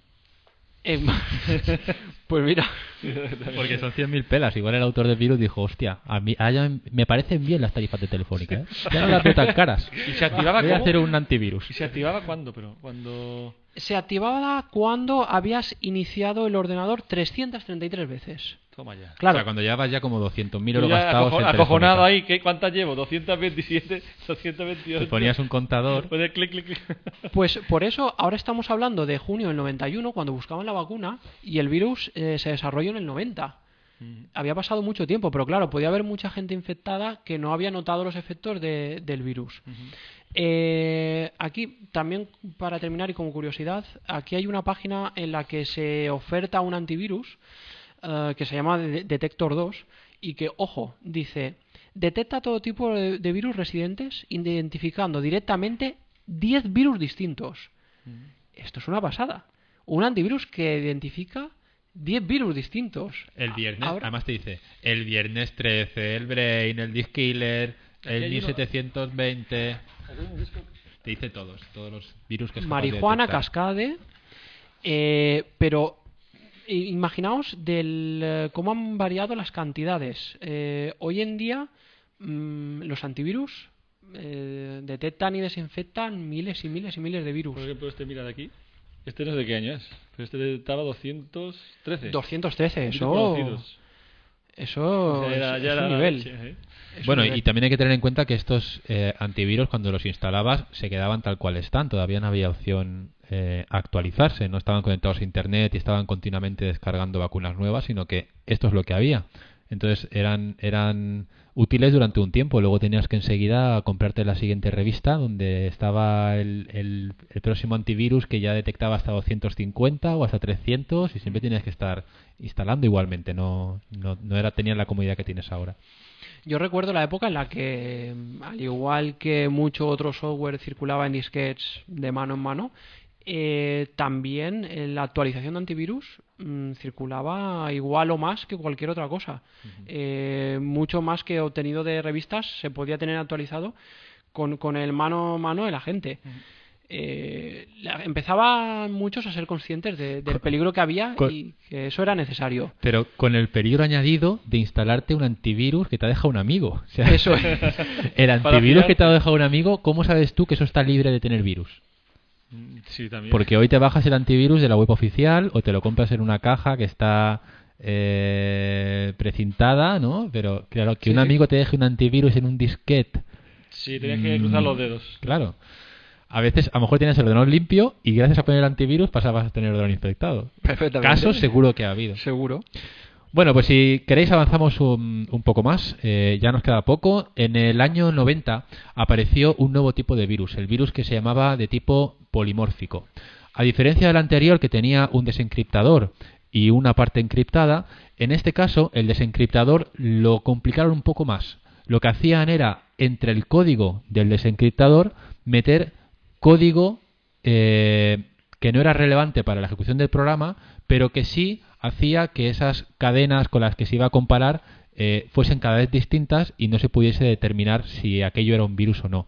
Lo que hacía era poner instrucciones como por ejemplo la instrucción NOP del ensamblador, que es una instrucción para no hacer nada, pero que existe. Intercalaban instrucciones NOP durante la ejecución del desencriptador para que aquello siempre funcionase igual, pero a veces con más o menos NOPs conseguían que no hubiese una trama que pudiesen identificar como única de ese virus. Un patrón. Esto ya llegó a complicar tanto el tema de detección de virus que empezó a obligar a las empresas antivirus a utilizar la detección heurística, que ya no es utilizar patrones, sino que es ver el comportamiento de ese archivo y a partir de su comportamiento llegar a la conclusión de si aquello es sospechoso o no para tacharlo o no de virus, ¿no? El problema de la detección heurística es que devuelve muchos falsos heurística. ¿Qué he dicho? Heurística, creo que. Heurística. El problema es que devuelve muchos falsos positivos, porque claro, ya no puedes estar 100% seguro de si aquello es un virus. Tú ves que se comporta como tal, pero no puedes ver que realmente sea un virus. En el 91, ya con tantos virus en la calle, lo que se hizo fue nombrar a los virus con un patrón concreto. Se creó el CARO, que era el Computer Antivirus Research Organization, para ponerle un nombre y que los virus fuesen catalogados como una secuencia de nombres, que era el nombre de la familia, el nombre del grupo, el nombre de la variación, el nombre de la variación mayor y menor y luego la modificación que tenía. Así todos los nombres de virus pasaban a tener un patrón que de alguna manera facilitaba luego identificar cada uno de los virus y sus variaciones. Y luego llegamos a... Bueno, estamos ya en 1991 y yo quería hablar aquí del que yo recuerdo, creo que es el primer virus que afectó a mi ordenador, PC con MS2 por aquel entonces. Se trata del virus Flip, también llamado Omicron, que lo que hacía era darle la vuelta a la pantalla en modo texto, porque por aquel entonces casi siempre estabas trabajando en modo texto, y le daba la vuelta a la pantalla en un horario concreto de 4 a 5 de la tarde, cada día 2 de cada mes. Entonces, ¿por qué? Pero era solo en un horario. ¿Por qué? ¿Pero por qué? No lo sé. Pero claro, precisamente esto de que fuera solamente durante un tiempo llevaba a confusión a la gente. Era muy Entonces, lo que he encontrado es un artículo muy interesante del diario El País del día 7 de septiembre de 1991, en el que hablan de este virus. También se difundió mucho este virus porque también dicen que se distribuyó con el programa de la declaración de la renta de Hacienda. No daba Yo no una,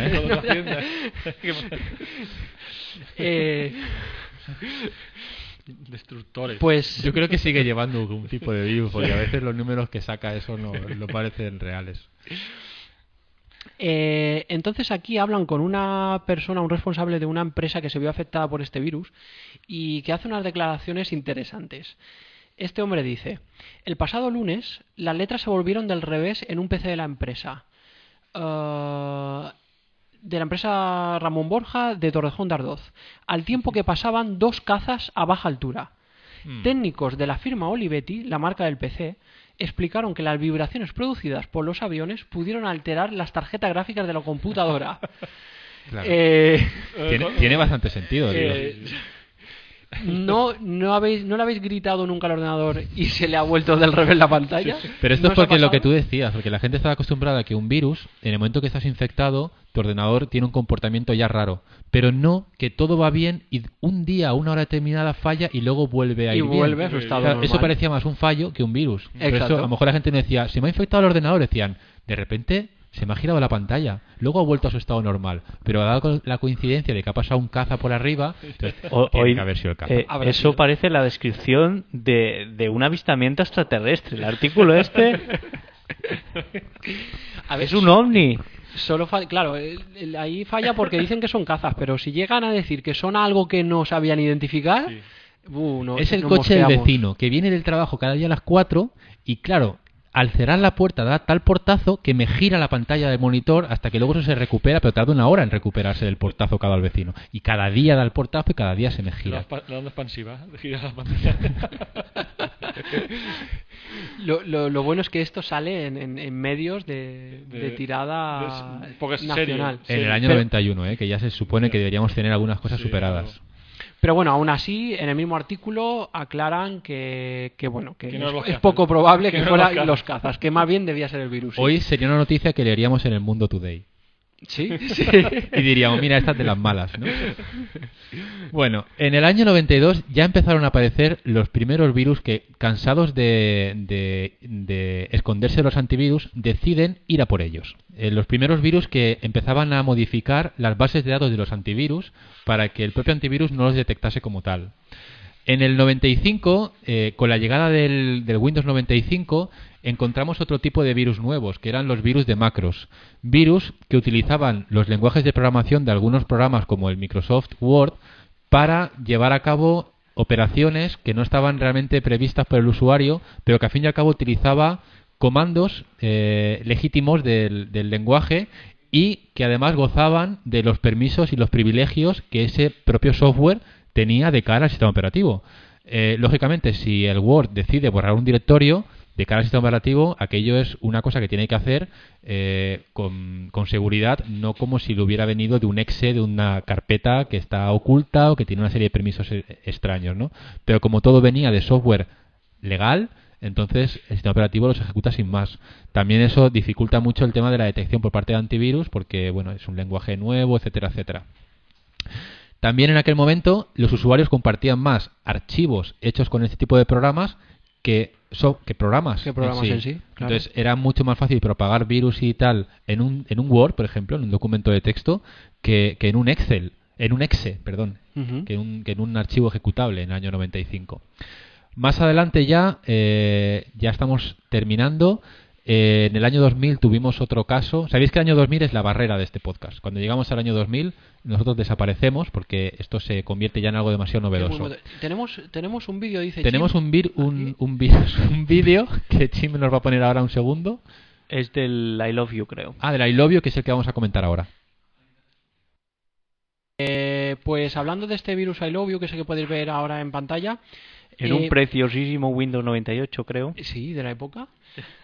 Fue creado por Onel de Guzmán de Filipinas en el año 2000 y se trata de un virus realizado en Visual Basic Script, que es otro de los sistemas nuevos. y que simplemente se adjuntaba a emails. Normalmente lo recibías en primer momento por email. Este virus, la parte mala de este virus lo que hacía era eliminar los JPGs y los MP3 que tenías en todo el disco duro.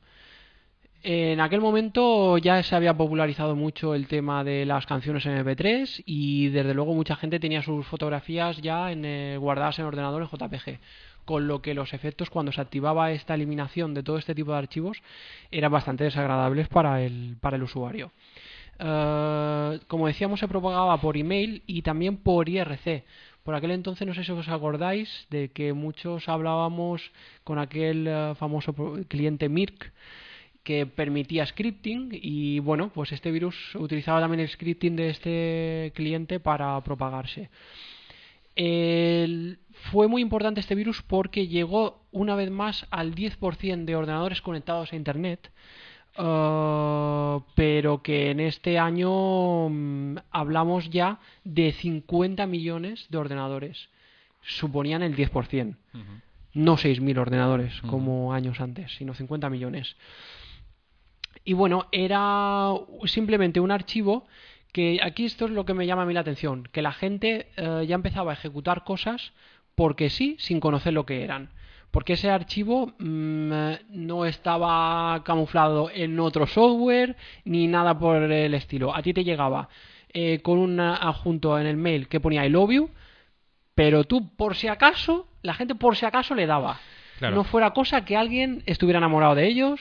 Muy lejos. Es que mira, hasta la fecha los antivirus utilizaban una vulnerabilidad del sistema operativo o un error de programación, alguna cosa. En el I love you, lo que utilizó el I love you fue una vulnerabilidad de la mente del usuario. Una vulnerabilidad humana. O sea, exacto. Afectar directamente a su corazoncito, porque aquí el informático tenía su corazoncito y recibía un I love y tenía que abrirlo. Claro, nosotros en la cabeza tenemos un error de fabricación, que es que somos incapaces de borrar un archivo en el que pone te quiero.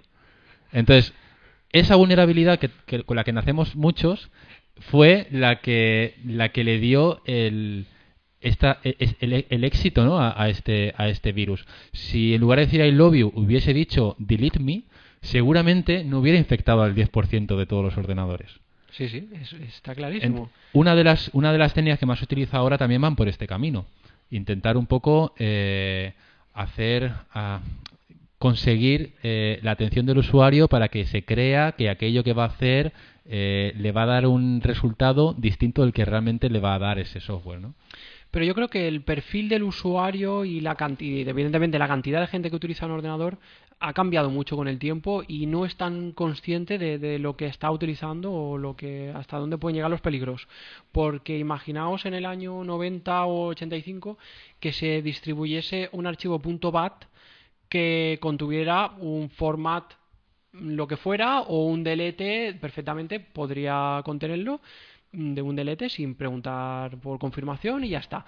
¿Y creéis que la gente se habría dedicado a ejecutarlo, a ver qué hacía? Primero hubieran hecho un type, luego hubieran visto el interior. Mucha gente no. Claro. Pero ha cambiado mucho el perfil del usuario del ordenador. Y aprovechan. Esto es lo que se está aprovechando ahora, claro. Mira, tenemos un tweet que nos ha llegado de Tender Pixel Art. Dice, ese pedazo de Mega Man en la mesa. Quien nos lo dice son los que tenían el stand de merchandising de juegos de imágenes como esta que veis en la pantalla, que son caracteres de videojuegos pixelados y que estaban en la pasada Retromadrid 2012. Si nos ponemos a hablar de Retromadrid 2012, aquí ya hasta mañana. Hasta mañana estamos, pero quien más quien menos ya habrá habido muchas cosas de esta reunión que se hizo a principios de mes en Madrid. Incluso hay vídeos. Yo conocí a Slobulus por allí, que no tuve el placer de conocerle hasta ese momento, y que me sorprendió la cantidad de vídeos que tiene, y recoge unos cuantos vídeos muy buenos con entrevistas a gente que conoció por allí por la Retromadrid, y que yo invito a todo el mundo a poner Slobulus en YouTube para ver ese vídeo, porque recoge súper bien lo que se pudo ver en la feria. Podemos dar la enhorabuena a toda la gente que hizo posible esta Retromadrid, porque la verdad es que fue súper interesantísima. Así es que un saludo. Y nos volverán a ver ahí en la próxima. Seguro que sí. Bueno, vámonos a terminar. Vámonos a terminar. Ya estamos en el año 2000. Como sabéis, es la fecha tope. En este podcast nunca se ha hablado de nada que viene después del 2000. Pero en el 2000 sucedió otro cambio importante en la evolución de los virus y que a día de hoy sigue suponiendo los mayores dolores de cabeza para las empresas que hacen antivirus. El cambio del que vamos a hablar es el tipo metamórfico. En este caso, lo que hace el virus es decir, bueno, mira, ya sabemos que si encriptamos una parte, lo que miráis es el desencriptador. Si ofuscamos el desencriptador, entonces utilizáis técnicas para esperar en segundo plano a que yo desencripte y entonces cuando aquello pasa a estar en memoria me detectáis y entonces me borráis. Entonces lo que están haciendo ahora, el sistema este metamórfico, lo que hace es que dice, bueno, no encriptamos nada, pero nos fragmentamos en trocitos, un poco para que esto se entienda, ¿no? Vale, técnicamente es mucho más complejo, pero para que se entienda, es que el virus se fragmenta en trocitos tan pequeños que por sí solos no hacen nada malo, pero es que encima se colocan entre muchos otros archivos, dejando incluso código que no sirve de nada, basura, entre esos trocitos, lo cual todavía dificulta mucho más detectarlos. Lo que hacen es que jamás se juntan para ejecutarse, sino que buscan un compilador dentro del ordenador para juntarse dentro del compilador, iniciar una instancia y que sea la instancia la que se ejecuta. Entonces, el antivirus lo que ve es una instancia que se ha ejecutado y la puede parar, por supuesto, pero no está parando al creador de esa instancia. En cuanto para esa instancia, puede crear otra instancia, puede crear 1000 instancias. Entonces, como se detecta estos antivirus a día de hoy, es creando un entorno virtualizado en el que tú creas una CPU, creas una memoria, creas todos los componentes que habría en un ordenador y engañas al virus para que se crea que aquello es un ordenador por sí solo y ver cómo entra ahí dentro, se junta, compila, ejecuta y entonces sí que puedas detectar qué fragmentos están componiendo ese virus, ¿vale? A grandes rasgos es así. Realmente esto es mucho más complejo y bueno, a día de hoy las empresas antivirus están peleando bastante por detectar este tipo de virus que aunque empezaron en el año 2000 todavía están dando bastante guerra. Si queréis, para terminar, contamos un poquito con Enric cuáles han sido de cara ya a los antivirus, que es a los que menos hemos atendido hasta ahora, cuáles han sido un poco los procesos que ha seguido un antivirus para detectar los virus dentro del ordenador, ¿vale? Claramente se diferencian en dos fases, en una primera y una segunda fase. La primera, si quieres contarnos un poquito cómo funciona. Bueno, os cuento. La primera generación ya hemos comentado alguna cosita. En este caso, por ejemplo, sería el escaneo de cadenas, que sería la más sencilla, y es buscar cadenas, o sea, secuencias de bytes típicas de virus, pero que no suelen estar en otro tipo de software. Es decir, buscaría algo inusual dentro de ese código. Por ejemplo, un comando ensamblado, una instrucción de ensamblador que elimina un registro o que cambia un gancho que supuestamente ese gancho no sabe cambiar. Esta sería la más sencilla. Luego estaría la Deep Scan, que estaría alojado, o sea, buscaríamos en un punto de memoria muy concreto, porque es donde el virus se habría instalado, ¿no? Se habría ocultado. Esto también es porque, claro, buscar estos patrones, estas cadenas que comenta Enric, es lo que se llaman firmas. Todos sabemos que los antivirus utilizan firmas, pues estos son las firmas en realidad. Pero claro, buscar esta firma en un archivo que pueda ocupar a lo mejor 1 giga hoy, en ese momento, aunque ocupase 1 mega, también era mucho para ese procesador. Buscar estas firmas en los archivos consume mucha CPU y puede llegar a tardar demasiado escanear un disquete incluso. Entonces lo que se hace es, con el Deep Scan, como dice Enric, es buscar en partes muy concretas donde podría estar eso para no tener que recorrer todo el archivo, ¿no? Luego estarían las wildcards, que es buscar cadenas con tolerancia a variaciones. Vale, no tiene por qué ser exacta. A lo mejor hay un byte que puede variar, pues vamos a tener en cuenta eso. Que puede estar cambiado. Luego hablaríamos del top and type scanning, que es escanear los 2, 4, 8 primeros kibytes de memoria o de final de cada archivo.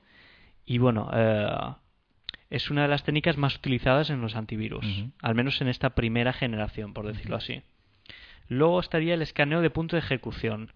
escanear solo el inicio del supuesto punto de ejecución de ese archivo ejecutable. Vale. Como hemos visto al principio, muchos virus lo que hacían era cambiar el punto de ejecución del archivo para que en lugar de ejecutarlo como supuestamente La inicialmente... primera línea, por decirlo Por ejemplo, así. en lugar de empezar en la línea 1, que arranque el programa, vamos a decirle que empiece en la 1000, porque ahí es donde yo he puesto mi virus, y cuando me cargue yo como virus, entonces lo redirijo a la 1. Claro, detectar estas cositas pues ya te hace sospechar de que ahí podría haber un virus. Y luego tendríamos ya a partir de aquí la segunda generación, que es un poco más complicada y adecuada a estos primeros cambios que hicieron los programadores de virus para esquivar todas estas técnicas. Bueno, lo que pasa aquí es que ya cuando un virus es capaz de mutarse o de mutarlo, las técnicas anteriores ya no nos servirían, ya no serían tan efectivas. Entonces, por ejemplo, podríamos utilizar Smart Scanning, que consiste en saltarse instrucciones basura como NOPs, espacios o tabuladores. Vale, porque para mutar, los primeros virus lo que hacían era intercalar basura para que, bueno, aquella cadena ya no coincidiese. Entonces son capaces de encontrar lo que es basura y eliminarla para quedarse con lo que es el virus en sí. Por ejemplo, luego hablaríamos del Skeleton Detection, que lo que trata es de eliminar toda la paja de toda aquella basura que comentábamos antes para quedarse lo que es realmente el virus en sí. Luego también hablaríamos del Nearly Exact Identification, que usa dos cadenas para detectar el lugar de una. O sea, si en vez de utilizar una sola cadena para detectar, utilizaría dos. Usa checksum a los cuerpos de los virus para buscar coincidencias con patrones en la base de datos de antivirus. Vale. Esto, por ejemplo, quiere decir que si tú tienes un archivo que ocupa, por ejemplo, 100K, haces un checksum, que quiere decir coger todos los bytes de ese archivo y sacar un número que identifica a ese archivo. Entonces, la próxima vez que tú vayas a escanear ese archivo, para saber si tiene virus o no, lo que puedes hacer es volver a sacar el checksum y contrastarlo con el que la última vez te dijo que tenía. Supuestamente ese archivo no tiene que haber variado y el checksum debería ser distinto. Cualquier modificación en el archivo hará variar el checksum y entonces hará sospechar al antivirus. Bueno, ahora hablamos de heurística, que no es de euros, como nos ha sugerido Chin. Que bueno, como te habías dicho, pues crea muchos falsos positivos. En realidad lo que detectarían son comportamientos inusuales y es particularmente útil para los virus de macro. Bueno, detectan el código ejecutable está al final del archivo, o sea, intentan detectar si este ejecutable se habría instalado o añadido al final del código ejecutable. Algo inusual, porque como tú decías, debería empezar a ejecutarse desde la línea 1 para entenderlo. Exacto. Secciones que sean sospechosas, enlaces entre archivos sospechosos o tamaños incorrectos. Como comentaba Emilio antes. Redireccionamientos sospechosos. Por ejemplo, un redireccionamiento sospechoso sería lo que hablaba Emilio antes, de que si el sistema operativo va a pedirle el tamaño de un archivo, esa petición, esa llamada, encuentra un gancho que va a un sitio o un archivo que es el que le va a decir un tamaño supuestamente correcto, cuando en realidad originalmente quien tiene que decidir el tamaño es otra posición de memoria, que es la que el sistema operativo utiliza para determinar eso, ¿no? Bueno, luego utilizaríamos filtrado. Los algoritmos cada vez son más lentos, así que cada tipo de virus se contrasta con los tipos de archivos a los que van dirigidos en lugar de a todos. O sea, pretendemos acotar para no tener un espectro demasiado ancho con lo que comprobar cada uno. Claro, por ejemplo, buscar un virus de macro para Word en un MP3 a lo mejor no tiene sentido y podemos ir directamente a los que son .doc, ¿no? Para entendernos. Efectivamente. Y luego finalmente pues hablaríamos de emulación, que era lo que tú comentabas, de crear una máquina virtual con su CPU, con su memoria, dejar ejecutar ahí el archivo sospechoso para estudiar su comportamiento y ver si está infectando o no.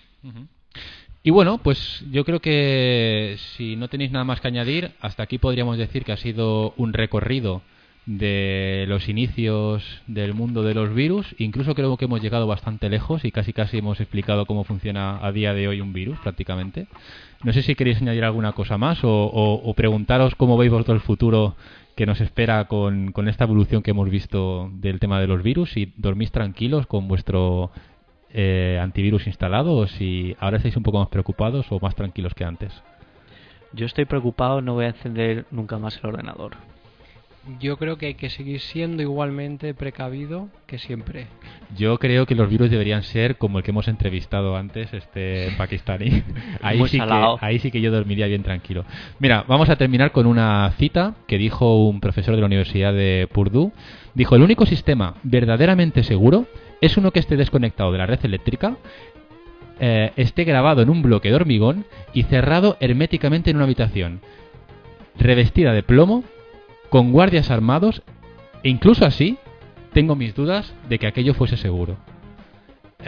Muchas gracias a todos por habernos escuchado, por haber batido con nosotros este récord de duración seguramente, por haber participado con nosotros en el chat, en Twitter, por haber acompañado aquí en la mesa a nuestros invitados. Gracias a Chim, gracias a Marce, gracias a Antonio, gracias a Chisco, a Jordi, Enric y Emilio. Muchas gracias a todos y nos vemos aquí el próximo mes. Hasta pronto.